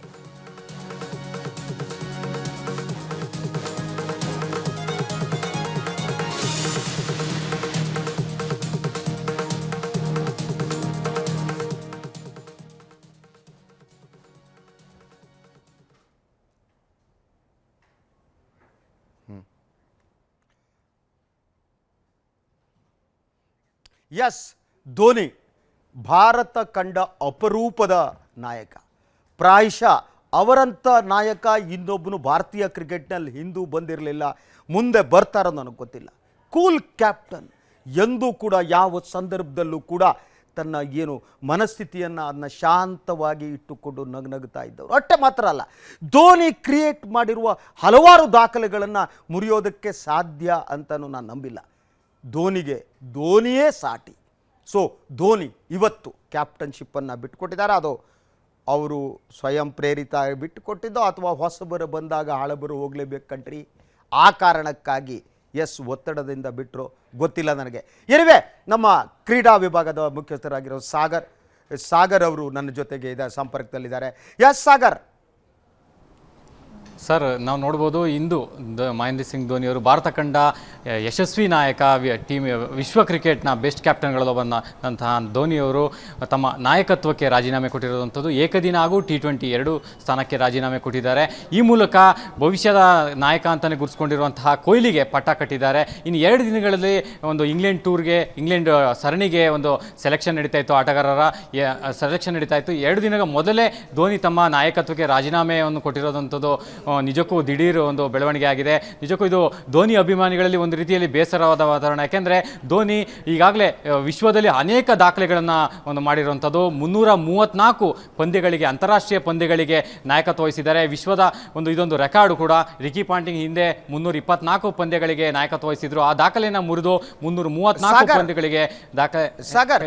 ಒಂದು ಇಡೀ ಭಾರತೀಯ ಕ್ರಿಕೆಟ್ ನಿಯಂತ್ರಣ ಮಂಡಳಿಯಲ್ಲೇನೆ ಇತ್ತೀಚಿನ ದಿನಗಳಲ್ಲಿ ಧೋನಿ ವಿರುದ್ಧ ಧ್ವನಿ ಪ್ರಬಲ ಆಗ್ತಾ ಇತ್ತು. ಎಸ್, ಧೋನಿ ಆ ಒತ್ತಡಗಳ ನಡುವೆ ಕೂಡ ಟೆಸ್ಟ್ ಕ್ಯಾಪ್ಟನ್ಸಿಯನ್ನು ಬಿಟ್ಟರು. ನಂತರ ಅವರು ಏಕದಿನವನ್ನು ಕ್ಯಾಪ್ಟನ್ಸಿಯನ್ನು ಕೂಡ ಹೊಸ ರಕ್ತಕ್ಕೆ ಕೊಡಬೇಕು ಅನ್ನುವ ಒತ್ತಡ ಇದ್ದೇ ಇತ್ತು. ಸೊ ಈ ಒತ್ತಡದ ಕಾರಣದಿಂದ ಅವರು ಕೊಟ್ಟರಾತ ಇದು ಸ್ವಯಂ ಪ್ರೇರಿತರಾಗಿ ಕೊಟ್ಟಿರೋದ? ಇದನ್ನು ನಾವು ಮೇಲ್ನೋಟಕ್ಕೆ ನೋಡೋದಾದ್ರೆ ಇದೊಂದು ಸ್ವಯಂ ಪ್ರೇರಿತ ಅಂತಲೇ ಹೇಳ್ಬೋದು. ಯಾಕೆಂದರೆ ಕಳೆದ 2014ರಲ್ಲಿ ನಾವು ನೋಡ್ಬೋದು, ದಿಢೀರ್ ಟೆಸ್ಟ್ ಕ್ರಿಕೆಟ್ಗೆ ನಿವೃತ್ತಿ ಘೋಷಿಸುವ ಮೂಲಕ ಅಚ್ಚರಿಯನ್ನು ಮೂಡಿಸಿದ್ರು. ಧೋನಿ ಎಲ್ಲಿ ತನಗೆ ಒಂದು ಉತ್ತಮ ಫಾರ್ಮ್ ಕೊರತೆ ಕಂಡುಬರುತ್ತೆ, ತನ್ನ ನಾಯಕತ್ವಕ್ಕೆ ಎಲ್ಲಿ ಕುಂದು ಕಾಣಬರುತ್ತೆ ಅಂದು ತಾನು ಹೊರನಡಿತೇನೆ ಅಂತ ಹಿಂದೆನೇ ಹೇಳಿದ್ರು ಕೂಡ ನೋಡ್ಬೋದು ನಾವು. ಕಳೆದ 1 ವರ್ಷದಲ್ಲಿ ನಾವು ನೋಡ್ಬೋದು, ಟೆಸ್ಟ್ ಕ್ರಿಕೆಟ್ನಲ್ಲಿ ಕೊಹ್ಲಿ ಅವರು ಒಂದು ಸತತ ಸರಣಿಗಳನ್ನು, ಪಂದ್ಯಗಳನ್ನು ಜಯಿಸುವ ಮೂಲಕ ಟೀಮ್ ಇಂಡಿಯಾಗೆ ಗೆಲುವನ್ನು ತಂದುಕೊಟ್ರು. ಟೀಮ್ ಇಂಡಿಯಾ ನಂಬರ್ 1 ಸ್ಥಾನಕ್ಕೆ ಮಟ್ಟಕ್ಕೆ ಇಳಿದ್ರು. ಆದರೆ ಧೋನಿ ನಾಯಕತ್ವದಲ್ಲಿ ಅಷ್ಟಾಗಿ ಟೀಮ್ ಇಂಡಿಯಾ ಶೈನಾಗೆ ಕಾಣ್ತಾ ಇರಲಿಲ್ಲ. ಹಿಂದಿನ ಸರಣಿಗಳನ್ನು ಅಷ್ಟಾಗಿ ಅಂತ ಮುಟ್ಟಿರಲಿಲ್ಲ. ಆದರೆ ಕೊಹ್ಲಿ ನಾಯಕತ್ವದಲ್ಲಿ ಟೀಮ್ ಇಂಡಿಯಾ ಹೆಚ್ಚು ಶೈನಾಗಿ ನಂಬರ್ 1 ಪಟ್ಟಕ್ಕೆ ಇರ್ತು. ಇದೊಂದು ಎಲ್ಲೋ ಒಂದು ಮಾಧ್ಯಮಗಳ ಟೀಕೆ ಹಾಗೂ ಹಲವರ ಕ್ರಿಕೆಟರ್ಗಳ ಒಂದು ಒತ್ತಡ ಕೂಡ ಧೋನಿಗೆ ಕಾರಣ ಆಗಿದೆ ಈ ಒಂದು ನಾಯಕತ್ವ ರಾಜೀನಾಮೆಗೆ ಅಂತಲೂ ಹೇಳ್ಬೋದು ಶಶಿಧರ್. ಅದರ ಜೊತೆಗೆ ಹೊಸ ಆಟಗಾರರು ಭಾರತೀಯ ತಂಡದ ಒಳಗಡೆ ಬಂದರು. ಸೊ ಅಲ್ಲಿ ಈ ಹೊಸ ಆಟಗಾರರು ಬಂದಾಗ ಎಲ್ಲರೂ ಕೂಡ ಹೊಸ ಸ್ಟಾರ್ ಆದಂಥ ಕೊಹ್ಲಿಯ ಸುತ್ತಮುತ್ತ ಇರ್ತಾ ಇದ್ರು. ಎಲ್ಲೋ ಒಂದು ಕಡೆ ಧೋನಿ ಏಕಾಂಗಿ ಆಗ್ತಾ ಇದ್ರ, ಎಲ್ಲೋ ಒಂದು ಕಡೆ ಧೋನಿ ಕ್ರಿಕೆಟ್ ಅಂಗಳದಿಂದ ಪೆವಿಲಿಯನ್ಗೆ ಹೋಗುವ ವಾತಾವರಣ ಸೃಷ್ಟಿ ಆಗ್ತಾ ಇತ್ತ. ಈ ಎಲ್ಲ ಕಾರಣಗಳಿಂದಾಗಿ ಅವರು ಮಾನಸಿಕವಾಗಿ ಜರ್ಜರಿತರಾಗಿದ್ರ, ಏನನ್ಸುತ್ತೆ? ನಾವು ನೋಡ್ಬೋದು ಹಿಂದೆ ಕಳೆದ 1.5 ವರ್ಷದಲ್ಲಿ ನಾವು ನೋಡ್ಬೋದು ಟೀಮ್ ಇಂಡಿಯಾ ಸಾಕಷ್ಟು ರೊಟೇಷನ್ ಪಾಲಿಸಿಯನ್ನು ಮಾಡ್ತಾ ಇದೆ. ಅದರಲ್ಲೂ ಅನಿಲ್ ಕುಂಬ್ಳೆ ಅವರು ಕೋಚ್ ಆದ ಬಳಿಕ ಒಂದು ರೊಟೇಷನ್ ಪಾಲಿಸಿ, ಹೊಸ ಆಟಗಾರರು ಟೀಮ್ ಇಂಡಿಯಾದಲ್ಲಿ ಕಾಣಿಸ್ಕೊಡ್ತಿದ್ದಾರೆ. ಹಿರಿಯ ಆಟಗಾರರಿಗೆ ವಿಶ್ರಾಂತಿ ನೀಡಿ ಹೊಸ ಆಟಗಾರರಿಗೆ ಅವಕಾಶ ನೀಡುವಂಥದ್ದು. ಈಗ ಹಿಂದೆ ನೋಡ್ಬೋದು ಧೋನಿಯ ಒಂದು ನಾಯಕತ್ವದಲ್ಲಿ ಧೋನಿಯ ಒಂದು ಆಪ್ತ ಬಳಗ ಅಂತ ಕಾಣ್ಬೋದು. ಸುರೇಶ್ ರೈನಾ, ರವೀಂದ್ರ ಜಡೇಜಾ ಹಾಗೂ ಅಶ್ವಿನ್, ಈ ರೀತಿಯಾಗಿ ಧೋನಿಗೆ ಬಹಳ ಆಪ್ತರು ತಂಡದಲ್ಲಿ ಇರ್ತಿದ್ರು. ಆದರೆ ಈಗ ರೊಟೇಷನ್ ಪಾಲಿಸಿ ಬಂದಾದ ಬಳಿಕ ಹೊಸಬರಿಗೆ ಅವಕಾಶ ಹೆಚ್ಚಾಯ್ತಾ ಹೋಯಿತು. ಸೊ ಇಲ್ಲಿ ಕೊಹ್ಲಿಯ ಆಪ್ತರು ಹೆಚ್ಚಾಗ್ತಾ ಹೊಡೆದವರು. ಒಂದು ರೀತಿಯಲ್ಲಿ ಕೊಹ್ಲಿಗೆ ಒಂದು ರೀತಿ ಪ್ರಶಂಸೆ ವ್ಯಕ್ತವಾಗ್ತಾ ಹೋಯಿತು, ಧೋನಿಗೆ ಒಂದು ರೀತಿ ವಿರೋಧ ವ್ಯಕ್ತವಾಗ್ತಾ ಹೋಯಿತು. ಈಗ ಕಾರಣಕ್ಕೆ ಧೋನಿಗೆ ಎಲ್ಲೋ ಒಂದು ರೀತಿಯಲ್ಲಿ ತಾನು ನಾಯಕತ್ವದಿಂದ ಹಿಂದೆ ಸರಿಯೋದು ಒಳ್ಳೆಯದು ಅನ್ನೋ ಒಂದು ಮಾತುಗಳು ಕೇಳಿ ಬಂದಿತ್ತು. ಶಶಿಧರ್, ಎಷ್ಟು ವೈಯಕ್ತಿಕವಾಗಿ ನಿಮಗೆ ನೀವು ಧೋನಿ ಪರವಾಗಿರುವರೋ ಅಥವಾ ವಿರಾಟ್ ಕೊಹ್ಲಿ ಅಭಿಮಾನಿಯೋ ನೀವು? ನಾವು ನೋಡೋದಾದರೆ ವಿರಾಟ್ ಕೊಹ್ಲಿ ಪ್ರೆಸೆಂಟಲ್ಲಿ ನೋಡೋದಾದರೆ ವಿರಾಟ್ ಕೊಹ್ಲಿಗೆ ನಾಯಕತ್ವ ಬಿಟ್ಟು ಕೊಟ್ಟಿದ್ದು ಒಂದು ರೀತಿಯಲ್ಲಿ ಒಳ್ಳೆಯದು ಅಂತಲೇ ಹೇಳ್ಬೋದು. ಯಾಕೆಂದರೆ ನೀವು ಹೇಳೋದಂತೆ ಹಿಂದೆ ಹಳೆ ನೀರು ಹೊಸ ನೀರು ಬಂದಂತೆ ಹಳೆ ನೀರು ಹೋಗ್ತಾ ಇರ್ಬೋದು ಅಂತ. ಈಗ ಯಾರು ಹೊಸ ನಾಯಕ ಒಂದು ಪರ್ವ ಶುರುವಾಗಿದೆ ಕೊಹ್ಲಿ ಮೂಲಕ. ಹೀಗಾಗಿ ಧೋನಿ ಏಕದಿನ ಹಾಗೂ T20 ನಾಯಕತ್ವಕ್ಕೆ ರಾಜೀನಾಮೆ ನೀಡಿ ಕೊಹ್ಲಿಗೆ ಸ್ಥಾನ ಒದಗಿಸಿಕೊಟ್ಟು ಏನು ಆಟಗಾರನಾಗಿ ಒಬ್ಬ ಬೆಸ್ಟ್ ವಿಕೆಟ್ ಕೀಪರ್ ಅಂತ ಈ ವಿಶ್ವಕ್ಕೆ ಗೊತ್ತು. ಹೀಗಾಗಿ ಆಟಗಾರನಾಗಿ ಕೊಹ್ಲಿಗೆ ಸಹಕಾರ ನೀಡುತ್ತಾ ತಂಡವನ್ನು ಒಂದು ಮುನ್ನಡೆಸೋದು ಒಳ್ಳೆಯದು ಅಂತಾನೆ ಹೇಳ್ಬೋದು. Thank you Sagar, thank you. Yes ಪ್ರಿಯ ವೀಕ್ಷಕರೇ, ಏನು ಒಟ್ಟಾರೆಯಾಗಿ ಭಾರತೀಯ ಕ್ರಿಕೆಟ್ನಲ್ಲಿ ಧೋನಿಯೇ ಸಾಟಿ ಅಂತ. ಏಕದಿನ ಪಂದ್ಯಗಳಲ್ಲಿ ಅವರ ಏರೋಪ್ಲೇನ್ ಶಾಟ್ಸ್ ಇರ್ಬೋದು, ಅತಿ ಭಾರವಾದ ಬ್ಯಾಟನ್ನು ಅವ್ರು ಹಿಡ್ಕೊಂಡು ಅದನ್ನು ಎತ್ತುವ ರೀತಿ ಅದ್ಭುತವಾಗಿತ್ತು. ಸೊ ಸಿಕ್ಸರ್ ಹೊಡೆಯೋದಕ್ಕೆ ಧೋನಿ ರೀತಿ ಸಿಕ್ಸರ್ ಹೊಡೆದ ಇನ್ನೊಬ್ಬ ಆಟಗಾರ ಕೂಡ ಇಲ್ಲ. ಅದರಿಂದ ಅದಕ್ಕಿಂತ ಭಾಳ ಮುಖ್ಯವಾಗಿ ನೀವು ಒನ್ ಡೇ ಕ್ರಿಕೆಟ್ನಲ್ಲಿ ಏನು ಫಿನಿಷಿಂಗ್ ಇರುತ್ತಲ್ಲ, ಕೊನೆಯ ಓವರ್ಗಳು ಬಹಳ ಮುಖ್ಯವಾದ್ದು. ಅದಕ್ಕೆ ಅತ್ಯದ್ಭುತವಾದ ಒಬ್ಬ ಆಟಗಾರ ಬೇಕಾಗುತ್ತೆ ಫಿನಿಷಿಂಗ್ ಕೊಡೋದಕ್ಕೆ. ಸೊ ಇಡೀ ಭಾರತದ ವಿಜಯಗಳಲ್ಲಿ ಧೋನಿ ರೀತಿಯ ಫಿನಿಷ್ ಮಾಡಿದವರು ಇನ್ನೊಬ್ಬರು ಇಲ್ಲವೇ ಇಲ್ಲ. ಸೊ ನಾನು ಹೇಳಿದೆ, ಹೋಗಲೇಬೇಕು, ಸಮಯ ಮುಗಿದಾಗ ಹೋಗ್ತಾ ಇರಬೇಕು, ಹೊಸಬರು ಬರ್ತಾ ಇರಬೇಕು. ಆದರೆ ಇನ್ನೂ ಗೌರವಾನ್ವಿತವಾಗಿ ಅವ್ರನ್ನ ಕಳಿಸ್ಕೊಡ್ಬಹುದಿತ್ತೇನೋ ಅನ್ನೋದು. ಯಾಕೆಂದರೆ ಪ್ರೆಷರನ್ನು ಬಿಲ್ಡ್ ಮಾಡಿ ಹೊರಗೆ ಹೋಗುವ ಹಾಗೆ ಮಾಡಿ ಇನ್ನೊಬ್ಬ ಪ್ರತಿಭಾನ್ವಿತ ಆಟಗಾರರೇ ಕೊಹ್ಲಿ ಅವರೇ ಮುಂದಿನ ನಾಯಕರು ರಾಜೀನಾಮೆ ಕೊಡಲಿ ಅನ್ನೋ ವಾತಾವರಣ ಸೃಷ್ಟಿ ಮಾಡಿದ್ರ ಅನ್ನುವ ಸಣ್ಣ ಅನುಮಾನ ಕೂಡ ಇದೆ. ಯಾಕಂದರೆ ಭಾರತದಲ್ಲಿ ಹಾಗೇನೆ ನಾವು ಯಾರನ್ನು ಕಳಿಸ್ಕೊಳ್ಬೇಕಾದ್ರೆ ಅಂಥ ಗೌರವಾನ್ವಿತ ರಾಜಕಾರಣದಲ್ಲೂ ಹಾಗೆ. ಈ BJPಲಿ ಆದ್ವಾನಿಗೆ ಕೂತಿದ್ದಾರೆ ನೋಡಿ, ಕೇಳೋರೇ ಇಲ್ಲ. ಸೊ ಆ ರೀತಿ ನಾವು ಕಳಿಸ್ತಾ ಇರ್ತೀವಿ, ನಮಗೆ ಗೌರವ ಕೊಟ್ಟು ಕಳಿಸೋದು ಕೂಡ ಬರಲ್ಲ. ಸೊ ನನಗನ್ಸುತ್ತೆ, ಎಸ್ ಏನಂತೀರಿ ಶೇಖರ್ ನೀವು? ಇನ್ನೂ ಗೌರವಾನ್ವಿತವಾಗಿ ಕರೆದ್ಬಿಟ್ಟು ಕಳಿಸ್ಬೋದಾಗಿತ್ತು. ಅದನ್ನು ಮಾಡ್ಬೋದಾಗಿತ್ತು. ಬಟ್ ನೀವು ಹೇಳಿದಾಗ ಆಟಗಾರ ಎಸ್ಪೆಷಲಿ ಸ್ಪೋರ್ಟ್ಸ್ನಲ್ಲಿ ಇವರ ಲೈಫ್ ಕಮ್ಮಿ, ಬಹಳ ಬೇಗ ಹೊಸ ನೀರು ಬರುತ್ತೆ, ಭಾಳ ಬೇಗ ಹಳೆ ನೀರು ಹೋಗ್ತಿರುತ್ತೆ. ಬಟ್ ನನ್ನ ಕ್ರಿಕೆಟ್ ಜ್ಞಾನ ಭಾಳ ಸೀಮಿತ. ಆದರೂ ಧೋನಿಯವರ ವಿನ್ನಿಂಗ್ ಸ್ಪ್ರೀ ಇದೆಯಲ್ಲ, ಅವರು ಕಂಡಷ್ಟು ಗೆಲುವುಗಳನ್ನು ಬೇರೆ ಯಾವ ಕ್ಯಾಪ್ಟನ್ನು ಬಹುಶಃ ನೋಡಿಲ್ಲ ಅಂತ ಅನಿಸುತ್ತೆ. ಬಟ್ ಕೂಲ್ ಕ್ಯಾಪ್ಟನ್ ಅನ್ನೋ ದೃಷ್ಟಿಯಲ್ಲಿ ನನಗೆ ಇವತ್ತಿಗೂ ಫಸ್ಟ್ ವೋಟ್ ಕಪಿಲ್ ದೇವ್ಗೆ. ಕಪಿಲ್ ದೇವ್ಗಿಂತ ಕೂಲ್ ಇವರು. ಕಪಿಲ್ ದೇವ್ ಒಬ್ಬ ಯಜಮಾನ, ವಿಶಾಲ ಹೃದಯದ ಯಜಮಾನ. ಧೋನಿ ಯಾವ ಸಂದರ್ಭದಲ್ಲೂ ಕೂಡ ತನ್ನ ಪೇಷನ್ಸ್ ಅನ್ನು ಕಳ್ಕೊಂಡಿಲ್ಲ. ಧೋನಿ ಇಡೀ ಜೋಕ್ ಕಿಕ್ ಮಾಡ್ತಾ ಇರೋ ವರದಿ ಇದೆ. ಅವರು ಅವಾಗ ಮಾತು ಕಡಿಮೆ, ಮತ್ತು ಅವ್ರ ತಲೆಯಲ್ಲಿ ಯಾವ ಆಲೋಚನೆ ಇದೆ, ಯಾವ ಪ್ಲಾನ್ ಇದೆ ಅನ್ನೋದು ಹೊರಗೆ ಬಹಿರಂಗನೇ ಆಗ್ತಿರ್ಲಿಲ್ಲ. ಎಸ್ ಭೂಪತಿ ಅವರು, ನಿಮ್ಮ ಕ್ರಿಕೆಟ್ ಎಕ್ಸ್ಟ್ರಾರ್ಡಿನರಿ ಸ್ಟ್ಯಾಮಿನಾ. ಕ್ರಿಕೆಟ್ ಬಗ್ಗೆ ನನಗೇನು ಅಷ್ಟು ಆಸಕ್ತಿನೂ ಇಲ್ಲ, ಅದ್ರ ಬಗ್ಗೆ ಆ ವಿಷಯದ ಬಗ್ಗೆ ಅದೇ ನನ್ನ ಪಾರ್ಟಿಯವರು. ಸರ್ ನಿಮಗೂ ಹಾಗೆ ನೀವು ಹೇಳಿದಾಗೆ ಧೋನಿಯ ಒಂದು ಅಭೂತಪೂರ್ವ ಕೊಡುಗೆಯನ್ನು ನಾವು ಸ್ಮರಿಸಬೇಕಾಗುತ್ತೆ. ಎಂದಿಗೂ ನಮ್ಮ ತಲಾಂತರದವರು, ಇಂದಿನ ಭಾರತದ ಕ್ರೀಡೆ, ನಮ್ಮ ತಲೆಮಾರಿನವರು, ಇಂದಿನ ಭಾರತ ಕ್ರಿಕೆಟ್ ಕ್ರೀಡೆಗಳನ್ನ ಬಹಳ ಕುತೂಹಲವಾಗಿ ನೋಡೋರು ಧೋನಿಯ ಯುಗಾನೇ ಸೃಷ್ಟಿಸಿದ್ದಾರೆ. ಆದ್ದರಿಂದ ಧೋನಿನ ಖಂಡಿತವಾಗೂ ಮರೆಯೋದಕ್ಕಾಗಲ್ಲ. ಆದರೆ ಒಂದು ವಿಷಯ ಏನಂತಂದರೆ, ಇವತ್ತು ಶೆಲ್ಫ್ ಲೈಫ್ ಏನಿದೆ, ಪ್ಲೇಯಿಂಗ್ ಲೈಫ್ ಏನಿದೆ ಆಧುನಿಕ ಯುಗದಲ್ಲಿ ಭಾಳ ಕಡಿಮೆ ಆಗ್ತಾ ಹೋಗ್ತಾ ಇದೆ. ಫುಟ್ಬಾಲ್ನಲ್ಲಾಗಲಿ ಅಥವಾ ಕ್ರಿಕೆಟ್ನಲ್ಲಾಗಲಿ ಇನ್ನಿತರ ಕ್ರೀಡೆಗಳಲ್ಲಾಗಲಿ ಯಂಗರ್ ಇದ್ದರೆ, ಭಾಳ ಯುವಕರಾಗಿದ್ದರೆ ಇನ್ನಷ್ಟು ಒಂದು ಕಾಂಟ್ರಿಬ್ಯೂಷನ್ ಕೊಡ್ಬೋದು, ಒಂದು ಕೊಡುಗೆಯನ್ನು ಕೊಡ್ಬೋದು ಆ ಗೇಮ್ಗೆ. ಅದನ್ನು ಬಹುಶಃ ಇಲ್ಲಿ ಧೋನಿ 5 ದಿನದ ಟೆಸ್ಟ್ ಪಂದ್ಯಗಳಿಂದ ಅವರು ವಿದಾಯ ಹೇಳಿದಾಗ ಬಹುಶಃ ಆ ಒಂದು ಕಷ್ಟದ ಪರಿಸ್ಥಿತಿ, 5 ದಿನ ಸರಾಸರಿಯಾಗಿ ನಾನು ನಿಲ್ಬಲ್ಲನ ಅನ್ನೋ ಒಂದು ಪ್ರಶ್ನೆನ ಅವರು ಹಾಕ್ಕೊಂಡ್ರು. ಅದೇ ಪ್ರಶ್ನೆ ಇವತ್ತು ಅವರು ಹಾಕ್ಕೊಂಡು ಯುವಕರಿಗೆ ನಾನು ದಾರಿ ಮಾಡಿಕೊಡ್ಬೇಕು ಅನ್ನೋ ಒಂದು ಸ್ಮರಣೆ ಏನಿದೆ, ಅನೇಕ ಕ್ರೀಡಾಪಟುಗಳಿಗೆ ಆ ಸ್ಮರಣೆ ಬಂದಿರಲಿಲ್ಲ. ಅಲ್ಲ, ನನ್ನ ಪ್ರಶ್ನೆ, ಅವರನ್ನು ಗೌರವಾನ್ವಿತಿಗೆ ದಿಢೀರಾಗಿ ಪ್ರಕಟ ಇಂಗ್ಲೆಂಡ್ ಸೀರೀಸ್ ಬರುತ್ತೆ. ಅದಕ್ಕಿಂತ ಕರೆದು ನೋಡಪ್ಪ ಅಣ್ಣಯ್ಯ ನಿನ್ನ ಮುಗೀತು, Virat Kohli aggressive leader, Young talented, ಅವರು ಭಾರತ ನಾಯಕತ್ವ ವಹಿಸ್ಕೋತಾರೆ, ನೀನು ಕಳ್ಸ್ಕೊಡಕ್ಕೆ ಒಂದು ವ್ಯವಸ್ಥೆ ಮಾಡ್ತೀವಪ್ಪ ಅಣ್ಣ, ಒಂದು ಸನ್ಮಾನ ಇನ್ನೊಂದು ಮಾಡಿ ವಿದಾಯ ಹೇಳ್ಬಿಟ್ಟು. ನಮ್ಮದು ಕೂಡ ಆಸ್ಟ್ರೇಲಿಯನ್ ಸ್ಟೈಲ್ ಆಗಿಬಿಟ್ಟಿದೆ. ನೀವು ಹೆಂಗೆ ಇಂಗ್ಲೆಂಡ್ ಹೇಳ್ತಾ ಇದ್ರಿ ಅಷ್ಟೊಂದು ಕ್ರೈಮ್ ಪ್ಯಾಟರ್ನ್, ಕ್ರೈಮ್ ರೇಟ್, ನಮ್ಮದು ಕೂಡ ಸ್ಪೋರ್ಟ್ಸ್ ಇದರಲ್ಲಿ ಆಸ್ಟ್ರೇಲಿಯನ್ ಸ್ಟೈಲ್ ಆಗಿಬಿಟ್ಟಿದೆ. ಆಸ್ಟ್ರೇಲಿಯಾನಲ್ಲಿ ಹೆಂಗೆ ಯಾವ ಒಂದು ಮಾದರಿನಲ್ಲಿ ವಿದಾಯ ಹೇಳ್ತಾರೆ ಅಂತಂದರೆ ಅಚಾನಕ್ ಒಂದಿನ ರಿಟೈರ್ಡ್ ಅಂತ ಹೇಳ್ತಾರೆ. ಸೊ ಆ ಒಂದು ಪರಿಸ್ಥಿತಿ ಈ ಸ್ಪೋರ್ಟ್ಸ್ ಬದಲಾವಣೆಗೊಂಡ ಒಂದು ಯುಗದಲ್ಲಿ, ಈ ಟಿ ವಿಯ ಯುಗದಲ್ಲಿ ಸ್ಪೋರ್ಟ್ಸು ಕೂಡ ಬದಲಾವಣೆಗೊಂಡ್ಬಿಟ್ಟಿದೆ. ಆ ಒಂದು ಪರಿಸ್ಥಿತಿಯನ್ನು, ಆ ಒಂದು ವಾಸ್ತವ ಪರಿಸ್ಥಿತಿಯನ್ನು ಇವತ್ತು ನಾವು ಒಪ್ಪೋದು. Yes Bhaskar, your comment please. ನಾನು ಓದಿದ ಹಾಗೆ, ಕ್ರಿಕೆಟಿಗೆ ಸಂಬಂಧಪಟ್ಟಂತೆ ಓದಿದ ಹಾಗೆ, ಯಾವುದೇ ಗಾಸಿಪ್ನಲ್ಲಿ ಕೂಡ ಧೋನಿಯ ಹೆಸರು ಕೇಳಿಸಿರಲಿಲ್ಲ.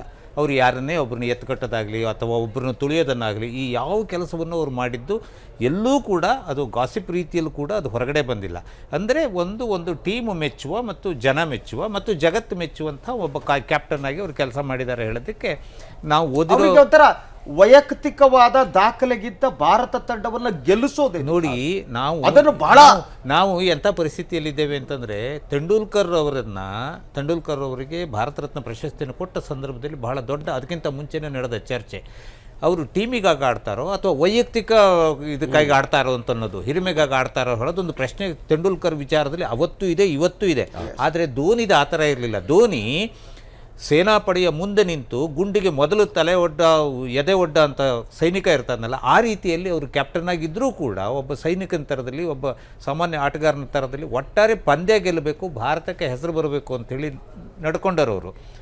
ಇಂಥ ಒಬ್ಬ ಆಟಗಾರ ಇವತ್ತು ಏನೋ ಒಂದು ರೀತಿಯ ಒಲ್ಲದ ಮನಸ್ಸಿನಿಂದ ಹೊರಗಡೆ ಹೋಗ್ತಾ ಇದ್ದ ಹಾಗೆ ಕಾಣಿಸ್ತಾ ಇದೆ. ಯಾಕೆಂದರೆ ಅವ್ರನ್ನ ಕಳಿಸ್ತಾ ಇರೋ ರೀತಿ ನೋಡಿದರೆ, ಯಾರೂ ಟೀಮ್ನಲ್ಲಿ ಇರೋರು ಇರಬಹುದು ಅಥವಾ ಸೆಲೆಕ್ಷನ್ 2 ದಿನ ಆಗುತ್ತೆ, ಇಂಗ್ಲೆಂಡ್ ವಿರುದ್ಧ ಸೀರೀಸ್ ಇದೆ, ಕ್ರಿಕೆಟ್ ಮಂಡಳಿ ಅದನ್ನು ಹೇಳದೇ ಇರ್ಬೋದು, ನೀವು ಹೋಗುವಂದಿರ್ಬೋದು ಅಂತ ಹೇಳದೇ ಇರ್ಬೋದು, ಆದರೆ ಹೊಗೆ ಹಾಕಿರೋ ಸಾಧ್ಯತೆ ಇರ್ತದೆ. ಅಂತ ಒಂದು ಹೊಗೆಯ ಕಾಟನ್ ತಡಿಲಿಕ್ಕಾಗದೇನೆ ಧೋನಿ ಹೊರಗಡೆ ಬಂದಿರಬಹುದೇನೋ ಹೇಳೋ ಅನುಮಾನ ನನಗಿದೆ. ಒಂದು ವಿಷಯ ಏನಂತಂದರೆ, ಧೋನಿಯ ಒಂದು ದೊಡ್ಡ ಕೊಡುಗೆ, ಮಹತ್ತರವಾದ ಒಂದು ಕೊಡುಗೆಯನ್ನು ನಾವು ಗುರುತಿಸಬೇಕಾಗುತ್ತೆ. ಭಾರತ ತಂಡಕ್ಕೆ ಅವ್ರು ಕ್ಯಾಪ್ಟನ್ ಆದ ನಂತರ ಅನೇಕ ಯುವಕರನ್ನ ತಂದು ಮುಂದೆ ತಂದಿಟ್ಟು, ಅವ್ರನ್ನ ಮುನ್ನೆಲೆಗೆ ತಂದು ಅವ್ರಿಗೆ ಅವಕಾಶಗಳನ್ನ ಕೊಟ್ಟು ಬೆಳೆಸಿದ್ರು. ಎಂತ ಆಟಗಾರರು ಬೆಳೆಸ, ಬಹುಶಃ ಅದ್ರ ಮನುಷ್ಯ ಯಾರನ್ನು ತುಳಿರಲಿಲ್ಲ. ಅವರು ಹಿಂದೆ ಇದ್ದಂಥ ಪರಿಸರದಲ್ಲಿ ಇದ್ದಂಥ ಕ್ಯಾಪ್ಟನ್ಸ್ ಏನಿದ್ರು, ಗಂಗೂಲಿ ಆಗಲಿ, ದ್ರವಿಡ್ ಆಗಲಿ, ತೆಂಡೂಲ್ಕರ್ ಬಿಟ್ಟು, ಅವರ ಒಂದು ಸಾರಥ್ಯದ ಒಂದು ಮಿತಿಯಲ್ಲಿ ಬಹುಶಃ ಪ್ರಬಲವಾದ ಆಟಗಾರರಿಗೆ ಸ್ಥಾನ ಸಿಗಲಿಲ್ಲೇನೋ ಅನ್ನೋ ಒಂದು ಅಳುಕಿತ್ತು. ಆದರೆ ಧೋನಿ ಬಂದಾಗ ಬಹಳ ಒಂದು ಸ್ವತಂತ್ರದ ಮನಸ್ಸಿನಿಂದ ಎಲ್ಲರನ್ನೂ ಬರಮಾಡಿಕೊಂಡು ಎಂತೆಂಥ ಯುವಕರನ್ನ, ಕ್ರೀಡಾಪಟುಗಳನ್ನ ಭಾರತ ದೇಶಕ್ಕೆ ಅವಕಾಶ ಕೊಟ್ಟು ಒಂದು ಅದ್ಭುತವಾದ ಸಾಧನೆಯನ್ನು ಮಾಡಿದ್ರು. ಎಸ್ ಪ್ರಿಯ ವೀಕ್ಷಕರೇ, ಜಾರ್ಖಂಡ್ನ ಯಾವುದೋ ಮೂಲೆಯಿಂದ ಬಂದಂಥ ವ್ಯಕ್ತಿ ನನಗಿನ್ನೂ ನೆನಪಿದೆ. ಅವರು ಕ್ರಿಕೆಟ್ ಏನು ಭಾರತ ಕ್ರಿಕೆಟ್ ರಾಷ್ಟ್ರೀಯ ತಂಡಕ್ಕೆ ಬಂದಂಥ ಸಂದರ್ಭದಲ್ಲಿ ಕೂದಲಿದೆಯಲ್ಲ, ನಮಗೆ ಯಾವುದೋ ಯಕ್ಷಗಾನ ಕಲಾವಿದರು ಕೂದಲಿದಂತೆ, ಒಬ್ಬ ನಾಟಕದವರ ಕೂದಲಂತೆ ಕಾಣ್ತಿತ್ತು. ಅವರ ಎರಡೂ ಕಡೆಯ ಕೂದಲು ಬಂದು ಅವರ ಭುಜದ ಮೇಲೆ ನಿಂತಿರ್ತಾ ಇದ್ದು, ಜಡೆ ಹಾಕುವಾಗ ಆ ರೀತಿಯ ಕೂದಲು ಸ್ಟೈಲ್ ಅವರದ್ದು. ಹಾಗೆಯೇ ವಿಕೆಟ್ ಕೀಪರ್ ಆಗಿ ಅವರು ಏನು ಪ್ರಾರಂಭ ಮಾಡಿದ್ರು, ಆ ಸಂದರ್ಭದಲ್ಲೂ ಕೂಡ ಹಾಗೆ ಅವರ ವಿಕೆಟ್ ಕೀಪಿಂಗಿನ ವೈಖರಿನೇ ಕೂಡ ಅವರು ಹಿಡಿದಿರುವ ಕ್ಯಾಚ್ಗಳು. ಸೊ ವಿಕೆಟ್ ಕೀಪಿಂಗ್ ಕೆಲಸ ಅಷ್ಟು ಸುಲಭವಾದದ್ದಲ್ಲ. ಆಮೇಲೆ ಅವರು ಕ್ಯಾಪ್ಟನ್ ಆದರೂ ವಿಕೆಟ್ ಕೀಪರ್ ಆಗಿ ಉಳಿದ್ರು. ವಿಕೆಟ್ ಕೀಪಿಂಗ್ನಲ್ಲಿ ಭಾರತದ ಅತ್ಯುತ್ತಮ ವಿಕೆಟ್ ಕೀಪರ್ಗಳಲ್ಲಿ ಒಬ್ಬರಾದರು. ಅದರ ಜೊತೆಗೆ ಕ್ಯಾಪ್ಟನ್ ಕೂಲ್, ಎಲ್ಲ ವಿಶ್ವದ ಬಹುತೇಕ ಕ್ರಿಕೆಟ್ ಆಟಗಾರರು ಧೋನಿಯ ಬಗ್ಗೆ ಒಂದು ರೀತಿಯ ಭಯಭೀಶ್ರಿತವಾದ ಗೌರವವನ್ನು ಇಟ್ಕೊಂಡಿದ್ರು. ಯಾಕಂದರೆ ಹಲವು ಪಂದ್ಯಗಳಲ್ಲಿ ಏನೋ ಅದು ಭಾರತದಿಂದ ಕೈ ತಪ್ಪಿ ಹೋಯ್ತು, ಭಾರತ ಸೋತ್ತು ಅಂತ ಹಾಗೆ ಹಿಡಿದು ತಂದು ಭಾರತಕ್ಕೆ ಜಯವನ್ನು ಒದಗಿಸಿಕೊಟ್ಟವರು ಧೋನಿ. ಸೊ ಧೋನಿ ಮೇಲೆ ಇವನ್ ಚಲನಚಿತ್ರಗಳು ಕೂಡ ಬಂದಿದೆ. ಧೋನಿಯೇ ಸಾಟಿ ಏನು ಹೋಗ್ತಾ ಇದ್ದಾರೆ, ಏನು ನಾಯಕತ್ವ ಬಿಟ್ಟು ಹೋಗ್ತಾ ಇದ್ದಾರೆ, ಇನ್ನೆಷ್ಟು ದಿನ ಆಡ್ತಾರೋ ಗೊತ್ತಿಲ್ಲ. ಅಂಥ ಕ್ರಿಕೆಟ್ನಿಗೆ ಒಂದು ಪ್ರೀತಿಪೂರ್ವಕ ಗೌರವವನ್ನು ನಾವು ಸಲ್ಲಿಸಲೇಬೇಕು. ನಾವಂತೂ ಪ್ರೀತಿಪೂರ್ವಕ ಗೌರವವನ್ನು ಸಲ್ಲಿಸ್ತೀವಿ. ಹಾಗೆಯೇ ನಮ್ಮ ಹೊಸ ಕ್ಯಾಪ್ಟನ್ ಆಗಿರುವ ವಿರಾಟ್ ಕೊಹ್ಲಿ ಏನಿದ್ದಾರೆ, ಅವರು ತುಂಬ ಎಗ್ರೆಸಿವ್ ಮನುಷ್ಯ. ಅವರು ಗಂಗೂಲಿಗಿಂತ ಜಾಸ್ತಿ ಎಗ್ರೆಸಿವ್ ಅವರು. ಆದರೆ ಎಗ್ರೆಸಿವ್ನೆಸ್ ಮಾತ್ರ ನಿಮಗೆ ಜಯವನ್ನು ತಂದು ಕೊಡಲ್ಲ, ಅದರ ಜೊತೆಗೊಂದು ಪ್ಲ್ಯಾನಿಂಗ್ ಬೇಕು. ಕ್ರಿಕೆಟ್ ಒಂದು ಕಲೆ, ಅದೊಂದು ವಿಜ್ಞಾನ, ಅದು ಅಂತಹ ಒಂದು ಮನಸ್ಥಿತಿ ಕೊಹ್ಲಿ ಅವರಿಗೆ ಬರಲಿ ಅಂತ ಆಶಿಸ್ತಾ ಬಂದು ನಾನೀಗ ನಿಮಗೆ ತಲುಪಿಸ್ತಾ ಇರುವ ಸುದ್ದಿ ಏನು ಪಂಚರಾಜ್ಯಗಳ ವಿಧಾನಸಭಾ ಚುನಾವಣೆಗೆ ಸಂಬಂಧಪಟ್ಟಿದ್ದು. ಬಹುನಿರೀಕ್ಷಿತ ಪಂಚರಾಜ್ಯಗಳ ವಿಧಾನಸಭಾ ಚುನಾವಣೆಗೆ ದಿನಾಂಕ ನಿಗದಿಯಾಗಿದೆ. ಉತ್ತರ ಪ್ರದೇಶ್, ಪಂಜಾಬ್, ಉತ್ತರಾಖಂಡ್, ಗೋವಾ ಮತ್ತು ಮಣಿಪುರ ರಾಜ್ಯಗಳಲ್ಲಿ ಚುನಾವಣೆ ನಡೆಯಲಿದ್ದು ಫೆಬ್ರವರಿ 4ರಿಂದ ಮಾರ್ಚ್ 8ರವರೆಗೆ ಮತದಾನ ನಡೆಯಲಿದೆ. ಮಾರ್ಚ್ 11ಕ್ಕೆ ಒಂದೇ ದಿನ ಎಲ್ಲ ರಾಜ್ಯಗಳ ಫಲಿತಾಂಶ ಪ್ರಕಟಗೊಳ್ಳಲಿದೆ. ಪಂಚರಾಜ್ಯಗಳ ಚುನಾವಣೆಗೆ ಮುಹೂರ್ತ ಫಿಕ್ಸ್. ಕದನ ಕುತೂಹಲಕ್ಕೆ ಸಜ್ಜಾಗಿವೆ 5 ರಾಜ್ಯಗಳು. ಮಾರ್ಚ್ 11ಕ್ಕೆ ಬಯಲಾಗಲಿದೆ ಅಭ್ಯರ್ಥಿಗಳ ಭವಿಷ್ಯ. ಭಾರೀ ನಿರೀಕ್ಷೆ ಮೂಡಿಸಿರುವ ಪಂಚರಾಜ್ಯಗಳ ಚುನಾವಣಾ ದಿನಾಂಕ ಪ್ರಕಟವಾಗಿದೆ. ಇಂದು ಸುದ್ದಿಗೋಷ್ಠಿ ನಡೆಸಿದ ಕೇಂದ್ರ ಚುನಾವಣಾ ಆಯೋಗದ ಆಯುಕ್ತ ನಜೀಂ ಜೈದಿ 5 ರಾಜ್ಯಗಳ ವಿಧಾನಸಭೆ ಚುನಾವಣೆ ದಿನಾಂಕವನ್ನ ಪ್ರಕಟಿಸಿದರು. ಉತ್ತರ ಪ್ರದೇಶ, ಪಂಜಾಬ್, ಉತ್ತರಾಖಂಡ್, ಗೋವಾ ಮತ್ತು ಮಣಿಪುರಗಳಲ್ಲಿ ಫೆಬ್ರವರಿ 4ರಿಂದ ಮಾರ್ಚ್ 8ರವರೆಗೆ ವಿವಿಧ ಹಂತಗಳಲ್ಲಿ ಮತದಾನ ನಡೆಯಲಿದೆ. ರಾಜ್ಯ ಉತ್ತರ ಪ್ರದೇಶ. ಕ್ಷೇತ್ರಗಳು 403. ಒಟ್ಟು 7 ಹಂತದಲ್ಲಿ ಚುನಾವಣೆ. ಫೆಬ್ರವರಿ 11ರಂದು 73 ಕ್ಷೇತ್ರಗಳಿಗೆ ಮೊದಲ ಹಂತದ ಚುನಾವಣೆ ನಡೆಯಲಿದೆ. ಫೆಬ್ರವರಿ 15ರಂದು 67 ಕ್ಷೇತ್ರಗಳಲ್ಲಿ 2ನೇ ಹಂತ, ಫೆಬ್ರವರಿ 19ಕ್ಕೆ 69 ಕ್ಷೇತ್ರಗಳಿಗೆ 3ನೇ ಹಂತ, 4ನೇ ಹಂತ ಫೆಬ್ರವರಿ 23ರಂದು 53 ಕ್ಷೇತ್ರಗಳಿಗೆ, 5ನೇ ಹಂತ ಫೆಬ್ರವರಿ 27ಕ್ಕೆ 52 ಕ್ಷೇತ್ರಗಳಿಗೆ ಮತದಾನ ನಡೆಯಲಿದೆ. ಪಂಜಾಬ್ನಲ್ಲಿ ಒಟ್ಟು 117 ಕ್ಷೇತ್ರಗಳಿಗೆ ಒಂದೇ ಹಂತದಲ್ಲಿ ಚುನಾವಣೆ ನಡೆಯಲಿದೆ. ಫೆಬ್ರವರಿ 4ರಂದು ಚುನಾವಣಾ ದಿನಾಂಕ ನಿಗದಿಯಾಗಿದೆ. ಉತ್ತರಾಖಂಡದಲ್ಲಿ ಒಟ್ಟು 70 ಕ್ಷೇತ್ರಗಳಿಗೆ ಫೆಬ್ರವರಿ 15ರಂದು ಒಂದೇ ಹಂತದಲ್ಲಿ ಚುನಾವಣೆ ನಡೆಯಲಿದೆ. ಇನ್ನು ಗೋವಾದಲ್ಲಿ ಒಟ್ಟು 40 ಕ್ಷೇತ್ರಗಳಿಗೆ ಫೆಬ್ರವರಿ 4ರಂದು ಒಂದೇ ಹಂತದಲ್ಲಿ ಚುನಾವಣೆ ನಡೆಯಲಿದೆ. ಮಣಿಪುರದಲ್ಲಿ ಒಟ್ಟು 60 ಕ್ಷೇತ್ರಗಳಿಗೆ 2 ಹಂತದಲ್ಲಿ ಚುನಾವಣೆ ನಡೆಯಲಿದೆ. ಮಾರ್ಚ್ 4ರಂದು 38 ಕ್ಷೇತ್ರಗಳಲ್ಲಿ ಮೊದಲ ಹಂತದ ಚುನಾವಣೆ ನಡೆಯಲಿದ್ರೆ ಮಾರ್ಚ್ 8ರಂದು 22 ಕ್ಷೇತ್ರಗಳಿಗೆ 2ನೇ ಹಂತದ ಚುನಾವಣೆ ನಡೆಯಲಿದೆ. ಇನ್ನೊಂದೆಡೆ ಕೇಂದ್ರ ಚುನಾವಣಾ ಆಯೋಗ ಚುನಾವಣಾ ವೆಚ್ಚಕ್ಕೆ ಕಡಿವಾಣ ಹಾಕೋಕೆ ಹೊರಟಿದೆ. ಈ ನಿಟ್ಟಿನಲ್ಲಿ ಉತ್ತರ ಪ್ರದೇಶ, ಪಂಜಾಬ್, ಉತ್ತರಾಖಂಡಗಳಲ್ಲಿ ಪ್ರತಿ ಅಭ್ಯರ್ಥಿ 28 ಲಕ್ಷ ರೂಪಾಯಿ ವೆಚ್ಚ ಮಾಡಬಹುದು. ಇನ್ನು ಮಣಿಪುರ, ಗೋವಾದಲ್ಲಿ ಪ್ರತಿ ಅಭ್ಯರ್ಥಿ 20 ಲಕ್ಷ ಖರ್ಚು ಮಾಡಬಹುದೆಂದು ಆದೇಶ ಹೊರಡಿಸಿದೆ. ಇನ್ನು ಇದೇ ಮೊದಲ ಬಾರಿಗೆ ಅಭ್ಯರ್ಥಿಗಳ ಕಲರ್ ಫೋಟೋ ಬಳಕೆ ಮಾಡಲು ಚುನಾವಣಾ ಆಯೋಗ ಮುಂದಾಗಿದೆ. ಇನ್ನೊಂದೆಡೆ ಧರ್ಮ, ಜಾತಿ, ಸಮುದಾಯದ ಹೆಸರಲ್ಲಿ ಅಭ್ಯರ್ಥಿಗಳು, ಪಕ್ಷಗಳು ಮತ ಕೇಳುವಂತಿಲ್ಲ ಎಂದು ಸುಪ್ರೀಂ ಆದೇಶವನ್ನ ಪಾಲಿಸುವುದಾಗಿ ಚುನಾವಣಾ ಆಯೋಗ ಹೇಳಿದೆ. ಇನ್ನು 5 ರಾಜ್ಯಗಳಲ್ಲಿ ಒಟ್ಟು 16 ಕೋಟಿ ಮತದಾರರಿದ್ದು ಒಟ್ಟು 1,85,000 ಮತಗಟ್ಟೆಗಳ ಸ್ಥಾಪನೆ ಮಾಡುವುದಾಗಿ ಆಯೋಗ ಹೇಳಿದೆ. ಅಲ್ಲದೆ ಇಂದಿನಿಂದಲೇ ಚುನಾವಣಾ ನೀತಿ ಸಂಹಿತೆ ಜಾರಿಯಾಗಿದೆ. ಯಾವ ರಾಜ್ಯದಲ್ಲಿ ಯಾರು ಅಧಿಕಾರಕ್ಕೆ ಬರಲಿದ್ದಾರೆ ಅನ್ನೋದರ ಸ್ಪಷ್ಟ ಚಿತ್ರಣ ಮಾರ್ಚ್ 11ರ ಮಧ್ಯಾಹ್ನ ಸಿಗಲಿದೆ. ಜ್ಯೋತಿ ದಫೇದಾರ್, ನ್ಯಾಷನಲ್ ಡೆಸ್ಕ್, ಸುದ್ದಿ ಟಿವಿ. ಎಸ್, ಯಾವಾಗ ಯಾವ ಚುನಾವಣೆ ನಡೆಯುತ್ತೆ ಅನ್ನೋ ವಿವರಗಳನ್ನು ತಾವು ನಮ್ಮ ಪ್ಯಾಕೇಜ್ನಲ್ಲಿ ನೋಡಿದ್ರಿ. ಜನರಲಿ ಮಣಿಪುರ ಮತ್ತು ಉತ್ತರ ಪ್ರದೇಶದಲ್ಲಿ ಮಾತ್ರ ಒಂದಕ್ಕಿಂತ ಹೆಚ್ಚು ಹಂತಗಳಲ್ಲಿ ಚುನಾವಣೆ ನಡೆಯುತ್ತೆ. ಮಣಿಪುರದಲ್ಲಿ 2 ಹಂತಗಳಲ್ಲಿ ಚುನಾವಣೆ ನಡೆದರೆ ಉತ್ತರ ಪ್ರದೇಶದಲ್ಲಿ 7 ಹಂತಗಳಲ್ಲಿ ಚುನಾವಣೆ ನಡೆಯುತ್ತೆ. ಉಳಿದ ಕಡೆ ಒಂದೇ ಹಂತದಲ್ಲಿ ಚುನಾವಣೆ ಮುಗಿದು ಹೋಗ್ಬಿಡುತ್ತೆ.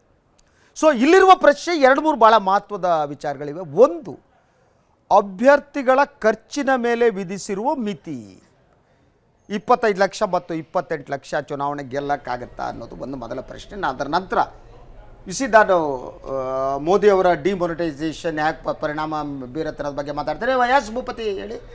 25 ಲಕ್ಷ 28 ಲಕ್ಷ ಈಗೆಲ್ಲ 25 ಕೋಟಿಗೆ ಹೋಗಿ ನಿಂತ್ಕೊಂಡಿದೆ. ಆಗುತ್ತೆ ಚುನಾವಣೆಗೆಲ್ಲ ಫೈಟ್ ಮಾಡೋಕ್ಕೆ? ಚುನಾವಣೆ ಗೆಲ್ಲಕ್ಕಾಗೋದಿಲ್ಲ, ಬಟ್ ತೋರಿಸೋದು 25 ಲಕ್ಷನೇ ಅಲ್ವಾ?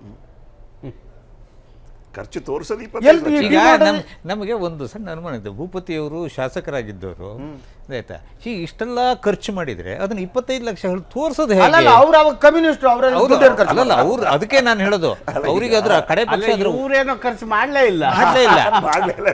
ಅದು ನನಗೆ ಗೊತ್ತು. ಆದ್ರೆ ಹೇಗೆ ಅಷ್ಟು ಖರ್ಚು ಮಾಡಿ ಇಷ್ಟೇ ತೋರಿಸ್ತಾರೆ ಹೇಳೋದು ನಮ್ಗೆ ಬೇಕಾಗಿದೆ. ಯಾಕೆಂದ್ರೆ ಅದೊಂದು ಕುತೂಹಲ, ಇಷ್ಟು ವರ್ಷ ಆದ್ರೂ ತಗೊಳ್ಳೋದಿಲ್ಲ. ಏನಾಗುತ್ತೆ, ಪಕ್ಷದ ಹೆಚ್ಚಿನಲ್ಲಿ ಖರ್ಚು ಮಾಡೋದನ್ನ ಲೆಕ್ಕ ತೋರಿಸೋ ಅಗತ್ಯ ಇಲ್ಲ. ಅಭ್ಯರ್ಥಿ ಖರ್ಚು ಮಾಡಿದ್ದು ಮಾತ್ರ ತೋರಿಸ್ತಾರೆ. ಈಗ ಉದಾಹರಣೆಗೆ ನರೇಂದ್ರ ಮೋದಿಯವರು ಪಕ್ಷದ ಹೆಸರಿನಲ್ಲಿ 70 ಚಾರ್ಟೆಡ್ ಫ್ಲೈಟ್ಗಳಲ್ಲಿ ಓಡಾಡಿದ್ರು ಅವರು. ಆಮೇಲೆ ಅವರು ಎಲ್ಲ ಕಡೆ ಏನು ಲಕ್ಷಾಂತರ ಜನ ಸೇರಿಸಿ ರ್ಯಾಲಿಗಳನ್ನು ಮಾಡ್ತಾರೆ. ಆ ಎಲ್ಲ ಖರ್ಚನ್ನು ಪಕ್ಷದ ಕಡೆಯಿಂದ ಮಾಡ್ತಾರೆ. ಈಗ ನಿಮಗೆ ಏನು ಕ್ಯಾಂಪೇನ್ ಮಾಡೋದಕ್ಕೆ ದೊಡ್ಡ ದೊಡ್ಡ ಸ್ಟಾರ್ ಕ್ಯಾಂಪೇನರ್ಸ್ ಏನು ಬರ್ತಾರಲ್ಲ, ಅಂಥ ಟೈಮಲ್ಲಿ ಏನು ಮಾಡ್ತಾರೆ, ಲಕ್ಷಾಂತರ ಜನ ಸೇರಿರ್ತಾರೆ, ಭಾಷಣ ಮಾಡ್ತಾರೆ ಲೀಡರ್ಸು, ಕ್ಯಾಂಡಿಡೇಟ್ಗಳನ್ನ ಸ್ಟೇಜ್ ಮೇಲೆ ಕರೆಯಲ್ಲ. ಅವಾಗ ಖರ್ಚು ಇದಕ್ಕೆ ಕ್ಯಾಂಡಿಡೇಟ್ಗಳನ್ನ ಸ್ಟೇಜ್ ಮೇಲೆ ಕರೆದ್ರೆ ಕ್ಯಾಂಡಿಡೇಟ್ ಎಕ್ಸ್ಪೆಂಡಿಚರ್ ಬರುತ್ತೆ, ಹಂಗಾಗಿ ಕರೆಯಲ್ಲ. ಅವ್ರನ್ನ ಕೆಳಗಡೆ ನಿಲ್ಸಿರ್ತಾರೆ, ಇವ್ರು ಮಾತ್ರ ಲೀಡರ್ ಅವ್ರ ಹೆಸರು ಹೇಳ್ತಾರೆ ಇಲ್ಲ, ಅವ್ರ ಹೆಸರು ಹೇಳ್ತಾರೆ, ಅದು ಬೇರೆ ವಿಚಾರ. ಬಟ್ ಅವರನ್ನ ಮೇಲೆ ಕರೆಯೋದಿಲ್ಲ. ಇಲ್ಲಿ ಏನಾಗುತ್ತೆ, ಈ ಸರಿ ಚುನಾವಣೆ ಭಾಳ ಇಂಟ್ರೆಸ್ಟಿಂಗ್ ಇದೆ. ಇದು ಒಂದು ಕಡೆ ಇರಲಿ, ನರೇಂದ್ರ ಮೋದಿಯವರು ಏನು ಈ ನೋಟುಗಳ ಅಮಾನ್ಯ ಮಾಡಿದ್ರಲ್ಲ, 500,000 ರೂಪಾಯಿ ನೋಟುಗಳ ಅಮಾನ್ಯ, ಅವರು ಈ ದೇಶದ ಜನತೆಗೆ, ಮತದಾರರಿಗೆ ಒಂದು ಅನುಕೂಲ ಮಾಡಿಕೊಟ್ಟಿದ್ದಾರೆ. ಏನು ಅಂತ ಹೇಳಿದ್ರೆ, ಈ ಚುನಾವಣೆಯಲ್ಲಿ ಬಿಜೆಪಿಯನ್ನು ಅಮಾನ್ಯ ಮಾಡೋದಕ್ಕೆ ಎಷ್ಟು ಬೇಕೋ ಅಷ್ಟು ಅನುಕೂಲ ಮಾಡಿಕೊಟ್ಟಿದ್ದಾರೆ. ಭಾಳ ಎಸ್ ಭಾಸ್ಕರ್ ಅಲ್ಲಿ ಕಮ್ ಬ್ಯಾಕ್.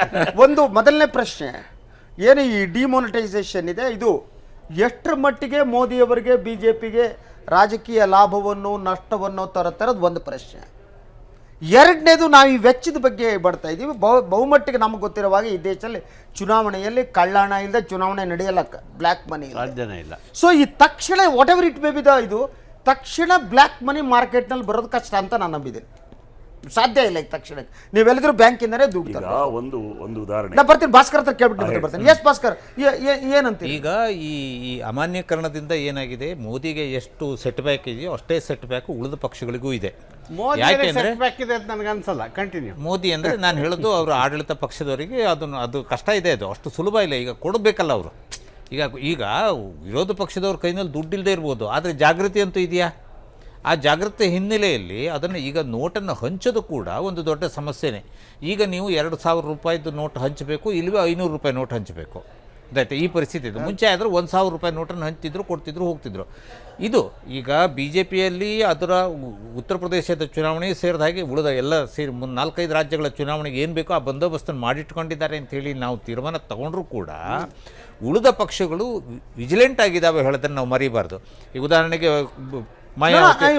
ನನ್ನ ಪ್ರಶ್ನೆ, ಈ ಡಿಮಾನಿಟೈಸೇಷನ್ ಏನಿದೆ ಇದು ಬಿಜೆಪಿಯ ಮೇಲೆ ಪೂರಕ ಪರಿಣಾಮವನ್ನ ಬೀರುತ್ತಾ, ನೆಗೆಟಿವ್ ಆದ? ಖಂಡಿತವಾಗ್ಲೂ ಅವರಿಗೆ ದುಷ್ಪರಿಣಾಮ ಬೀರುತ್ತೆ ಅವ್ರ ಮೇಲೆ. ನನಗೆ ಹಾಗನ್ಸಲ್ಲ. ಇವತ್ತಿಗೂ ಬಿಜೆಪಿ ಉತ್ತರ ಪ್ರದೇಶದ ಚುನಾವಣೆಯ ಲಕ್ಷಣವನ್ನು ನೋಡಿದ್ರೆ ಈಗ ಮೇಲ್ಗೈ ಇವತ್ತಿಗೂ ಬಿಜೆಪಿ ಕೈನಲ್ಲಿ ಅದರ ನಂತರದ ಸ್ಥಾನದಲ್ಲಿ ಬಿಎಸ್ಪಿ ಇದೆ. ಒಂದು, ಈಗ ಎಸ್ ಪಿ ಜಗಳದಿಂದ ಅವರಿಗೆ ಲಾಭ ಆಗ್ಬೋದು ಅನ್ನೋದು ಒಂದು ವ್ಯಾಲಿಡ್ ಪಾಯಿಂಟ್ ಇದೆ, ಒಂದನೇದು. ಕಾಂಗ್ರೆಸ್ ದೌರ್ಬಲ್ಯವೂ ಒಂದು. Congress is non existent. ಇನ್ನು ಈ ಡಿಮಾನಿಟೈಸೇಷನ್ ಬಗ್ಗೆ ನಾವು ಮಾತಾಡ್ತಾ, ಇದರಿಂದ ಮೋದಿಯವರು ಬಹಳ ಅನ್ಪಾಪ್ಯುಲರ್ ಆಗಿದ್ದಾರೆ ಅಂತ ಏನು ನಾವು ಪ್ರೊಜೆಕ್ಟ್ ಮಾಡ್ತಾ ಇದೀವಲ್ಲ, that may not be true. ಯಾಕಂದ್ರೆ ಮೋದಿಯವರು ಇದನ್ನ ದೇಶದ ಒಳ್ಳೆಗೋದಕ್ಕೋಸ್ಕರನೇ ಮಾಡಿದ್ದಾರೆ ಅಂತ ನಂಬುವ ಜನಸಮುದಾಯ ದೊಡ್ಡ ಸಂಖ್ಯೆಯಲ್ಲಿದೆ. ಅದರಿಂದಾಗಿ ಇದು ನೇರವಾಗಿ ಅವ್ರಿಗೆ ಎಫೆಕ್ಟ್ ಆಗಿದೆ ಅನ್ನೋದು ನಿಜ.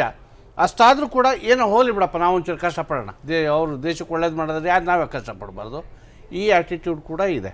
ಅದನ್ನು ಅದ್ರ ಮೇಲೆ ಕೂಡ ಒಂದು ಜನಮತಗಣನೆ ಥರನೇ ನಡೆಯುತ್ತೆ ಈ ಚುನಾವಣೆಗಳಿಗೆ. ಜನಮತಗಣನೆನೇ ಅದು. ಈಗ ಅವರು ಈಗ ಬಿಹಾರದಲ್ಲಿ ಸೋತರು, ಅಸ್ಸಾಂನಲ್ಲಿ ಹೊಸದಾಗಿ ಗೆದ್ಕೊಂಡ್ರು, ಇದೆಲ್ಲ ಬಹಳ ಫ್ಲೂಯಿಡ್. ನೀವು ಒಪ್ತೀರಾ ಸರ್ ಇದು ಜನಮತಗಣನೆ ಅಂತ? ಅಲ್ಲಲ್ಲ, ಈಗ ಯಾಕಂದ್ರೆ ನೀವು ಜನಮತಗಣನೆ ಅಂತ ಒಪ್ಪಿದ್ರೆ ಈ 5 ರಾಜ್ಯಗಳಲ್ಲಿ ಭಾರತೀಯ ಜನತಾ ಪಕ್ಷ ಹೆಚ್ಚು ಶಕ್ತಿಯುತ ಆದರೆ ಆವಾಗ ಅವ್ರು ಮಾಡಿರೋ ಡಿಮಾನಿಟೈಸೇಷನ್ ಇತ್ತೀಚಿನ ಎಲ್ಲ ವ್ಯವಹಾರಗಳನ್ನು ಜನ ಒಪ್ಪಿಕೊಂಡ್ರು. ಅಧಿಕಾರಕ್ಕೆ ಬಂದಮೇಲೆ ಭಟ್ರೆ ಅವರು ಅಧಿಕಾರಕ್ಕೆ ಬಂದಮೇಲೆ ಮೋದಿ ಅವರ ಹೆಸರಿನಲ್ಲಿ ಏನು ಅಧಿಕಾರಕ್ಕೆ ಬಂದರು, ಒಂದು ಡಿಮಾನಿಟೈಸೇಷನ್ಗೆ ಬಗ್ಗೆ ಸಾಮಾನ್ಯ ಜನರಲ್ಲಿ ಮೊದಲು ಪ್ರಾರಂಭದಲ್ಲಿ ಕಪ್ಪು ಹಣ ಹೊರಗೆ ತೆಗಿತಾರೆ, ಅದು ಮಾಡ್ತಾರೆ, ಇದು ಮಾಡ್ತಾರೆ, ಎಲ್ಲ ಭ್ರಷ್ಟಾಚಾರ ನಿಲ್ಲಿಸ್ಬಿಡ್ತಾರೆ ಅಂತ ಪ್ರಚಾರ ಮಾಡಿದ್ರು. ಜನ ಒಳ್ಳೆಯದು ಅನ್ನೋ ನಿರೀಕ್ಷೆನೇ ಇಟ್ಕೊಂಡಿದ್ರು. ಆದರೆ 50 ದಿನಗಳಲ್ಲಿ ಆ ನಿರೀಕ್ಷೆ ಏನು ಹುಸಿಯಾಗಿದೆಯಲ್ಲ, ಸಾಮಾನ್ಯ ಜನ ಪಡಪಾಟ್ಲು ಪಟ್ಟಿದ್ದಾರೆ. ಸಾಮಾನ್ಯ ಜನ, ನೀವು ಶ್ರೀಮಂತರ ಭಾರತೀಯ ಜನ ಸಮುದಾಯ ಇದಲ್ಲ ಸರ್, ನನಗಿಂತ ನಿಮ್ ಚೆನ್ನಾಗಿ ಅದನ್ನೇ ಹೇಳಿದೆ ನಾನು. ಅವರು ಕನಸುಗಳ ಮೂಲಕ ಬದುಕ್ತಾ ಹೋಗ್ತಾರೆ. ಮೋದಿ ಮುಂದಿನ ವರ್ಷ ಏನೋ ಮಾಡ್ತಾರೆ. 2004 ಚುನಾವಣೆ ತಗೊಳ್ಳಿ ಸರ್ ನೀವು. ಸನ್ಮಾನ್ಯ ವಾಜಪೇಯಿ ಅವರ ನಾಯಕತ್ವದಲ್ಲಿ ಅವರು ಚುನಾವಣೆ ಫೇಸ್ ಮಾಡಿದ್ರು. ಭಾರತ ಪ್ರಕಾಶಿಸುತ್ತಿದೆ ಅಂತ ಹೇಳಿ ಅವ್ರು ಏನ್ ಪ್ರಚಾರ ಮಾಡಿದ್ರು ಅಂದ್ರೆ ಇನ್ನೊಮ್ಮೆ ಅಧಿಕಾರಕ್ಕೆ ಬಂದೇ ಬಿಡ್ತಾರೆ ಅಂತ ಆಯ್ತು. ಬಂದ್ರಾ? ಸಿ, ಭಾರತದ ಮತದಾರ ಅದು ಭೂಪತಿ ಅವ್ರ ಮಾತನ್ನು ಒಪ್ತೀನಿ. ವಾಜಪೇಯಿ ಹೇಗೆ ಸೋತ್ರೋ ಇಲ್ಲಿ ಎಸ್ ಎಂ ಕೃಷ್ಣ ಕೂಡ ಅದೇ ರೀತಿ ಸೋತ್ರು. ಅವರು ಸಂಪುಟದ ಅವರು ಸಂಪುಟದ ಸುಮಾರು 20-25 ಜನ ತರಗೆಲೆ ತರ ಹೋಗ್ಬಿಟ್ರು. ಎಸ್ ಎಂ ಕೃಷ್ಣ ಅವ್ರದ್ದು ಮೋಸ್ಟ್ ಪಾಪ್ಯುಲರ್ ಚೀಫ್ ಮಿನಿಸ್ಟರ್ ಅಂತ ಹೇಳಿ ಹೆಸರು ಗಳಿಸ್ಕೊಂಡರು ಅವರು. ಸೊ ಈ ಚುನಾವಣೆಯ ಸಂದರ್ಭದಲ್ಲಿ ಜನರ ಮನಸ್ಸು ಯಾವ ಕಡೆ ಯಾವ ರೀತಿಯಲ್ಲಿ ವಾಲ್ತದೆ ಹೇಳಿ ತೀರಾ 100% ಪ್ರಿಡಿಕ್ಟ್ ಮಾಡೋಕ್ಕಾಗದೇ ಇಲ್ಲ. ಆದರೆ ನನಗೆ ಈ ಕ್ಷಣದಲ್ಲಿ ಇವತ್ತಿನ ಪರಿಸ್ಥಿತಿಯಲ್ಲಿ ಅನ್ಸೋದು ಉತ್ತರ ಪ್ರದೇಶದಲ್ಲಿ ಮೋದಿ ಅಂದರೆ BJPಯ ಕೈ ಮೇಲಿದೆ ಅಂತ ಅನ್ಸುತ್ತೆ. Last comment. ಯಾವುದು ಉತ್ತರ ಪ್ರದೇಶಕ್ಕೆ ನಾನು ಪಂಜಾಬ್ ಹೇಳ್ತಾ ಇಲ್ಲ, ಗೋವಾದಲ್ಲಿ ಹೇಳೋದಾದ್ರೆ BJP seems to have an advantage, but ಪಂಜಾಬ್ನಲ್ಲಿ ಆ ಪರಿಸ್ಥಿತಿ ಇಲ್ಲ. ಗೋವಾದಲ್ಲೂ ಕಷ್ಟ ಇದೆ. ಯಾವುದೇ ಒಂದು ಚುನಾವಣೆ ಇರಲಿ, ನೀವು ಭಾರತೀಯ ಚುನಾವಣಾ ಇತಿಹಾಸವನ್ನ ಗಮನಿಸಿದ್ರೆ ಒಂದು ಚುನಾವಣೆಯಲ್ಲಿ ಒಂದು ಇಶ್ಯೂ ಅಂಡರ್ ಕರೆಂಟ್ ಆಗಿ ಇದ್ರೆ ಅದು ವರ್ಕ್ ಆಗ್ತಾ ಹೋಗ್ತಾ. ಫಾರ್ ಎಕ್ಸಾಂಪಲ್, ನೀವು VP ಸಿಂಗ್ ಬಂದಾಗ ಭ್ರಷ್ಟಾಚಾರ ಇಶ್ಯೂ ಆಗಿತ್ತು, ಯಾರಿಗೆ ಗೊತ್ತಿರಲ್ಲ, ಅದು ಅಂಡರ್ ಕರೆಂಟ್ ಆಗಿತ್ತು. ಇಂದಿರಾ ಗಾಂಧಿ ಅವರು ಬಹಳ ಸಂದರ್ಭಗಳಲ್ಲಿ ಈಗೇನು ಬಡವರ ಪರವಾದ ನಿಲುಮೆ ತಗೊಂಡು ಅಂಡರ್ ಕರೆಂಟ್ ಆಗಿ ಸಂಸ್ಥಾ ಕಾಂಗ್ರೆಸ್ಸಿಗರನ್ನೆಲ್ಲ ಧೂಳಿಪಟ ಮಾಡಿದ ಇತಿಹಾಸ ಇದೆ. ಹಾಗೆಯೇ ನೀವು ನೋಡ್ತಾ ಬರ್ಬೋದು, ಕಳೆದ ಚುನಾವಣೆಯಲ್ಲಿ ಏನು ನರೇಂದ್ರ ಮೋದಿಯವರು ಅಭಿವೃದ್ಧಿಯ ವಿಚಾರವನ್ನು ಮಾತನಾಡ್ತಾ ಅಭಿವೃದ್ಧಿ ಅನ್ನುವುದೇ ಪ್ರಮುಖ ಇಶ್ಯೂ ಆಗಿ ಅಂಡರ್ ಕರೆಂಟ್ ಆಗಿತ್ತು, ಭಾರತೀಯ ಜನತಾ ಪಕ್ಷವನ್ನು ಅಧಿಕಾರಕ್ಕೆ ತಂದು. ಹಾಗೆಯೇ ಪ್ರತಿ ಚುನಾವಣೆಯಲ್ಲೂ ಕೂಡ ಒಂದು ಇಶ್ಯೂ ಅನ್ನೋದಿರುತ್ತೆ, ಅದು ಮೇಲೆ ನೋಡುವುದಕ್ಕೆ ಕಾಣಲ್ಲ, ಅದು ಒಳಗಡೆ ಅಂಡರ್ ಕರೆಂಟ್ ಆಗಿ ಹರಿಯುತ್ತೆ. ಏನು ಈ 5 ರಾಜ್ಯಗಳ ಚುನಾವಣೆ ಇದೆ, ಇಲ್ಲಿ ಯಾವ ಇಶ್ಯೂ ಅಂಡರ್ ಕರೆಂಟ್ ಆಗಿ ಹರಿತಾ ಇರುತ್ತೆ, ಅಥವಾ ಬೇರೆ ಬೇರೆ ರಾಜ್ಯಗಳಿಗೆ ಬೇರೆ ಬೇರೆ ಇಶ್ಯೂಸ್ಗಳಿರ್ಬೋದಾ, ಇದನ್ನೆಲ್ಲ ಚರ್ಚೆ ಮಾಡುವ ಮಾತನಾಡೋದಕ್ಕೆ ಸಮಯ ಇನ್ನೂ ಬಂದಿಲ್ಲ. ಸೊ ದಿನದಿಂದ ದಿನಕ್ಕೆ ಇದು ಡೆವಲಪ್ ಆಗ್ತಾ ಹೋಗುತ್ತೆ. ಆಗ್ತಾ ಹೋದ ಹಾಗೆ ನಾವು ಈ ಬಗ್ಗೆ ಚರ್ಚೆ ಮಾಡ್ತೀವಿ. ಇದಾಗಿತ್ತು ಇವತ್ತಿನ ಪ್ರೈಮ್ ನ್ಯೂಸ್. ನಾಳೆ ಮತ್ತೆ ಬರ್ತೀನಿ, ಇನ್ನಷ್ಟು ಸುದ್ದಿಗಳು, ಅತಿಥಿಗಳು, ಚರ್ಚೆ, ಜಗಳ, ಮಾತು. ಬಾಯ್, ಗುಡ್ ನೈಟ್.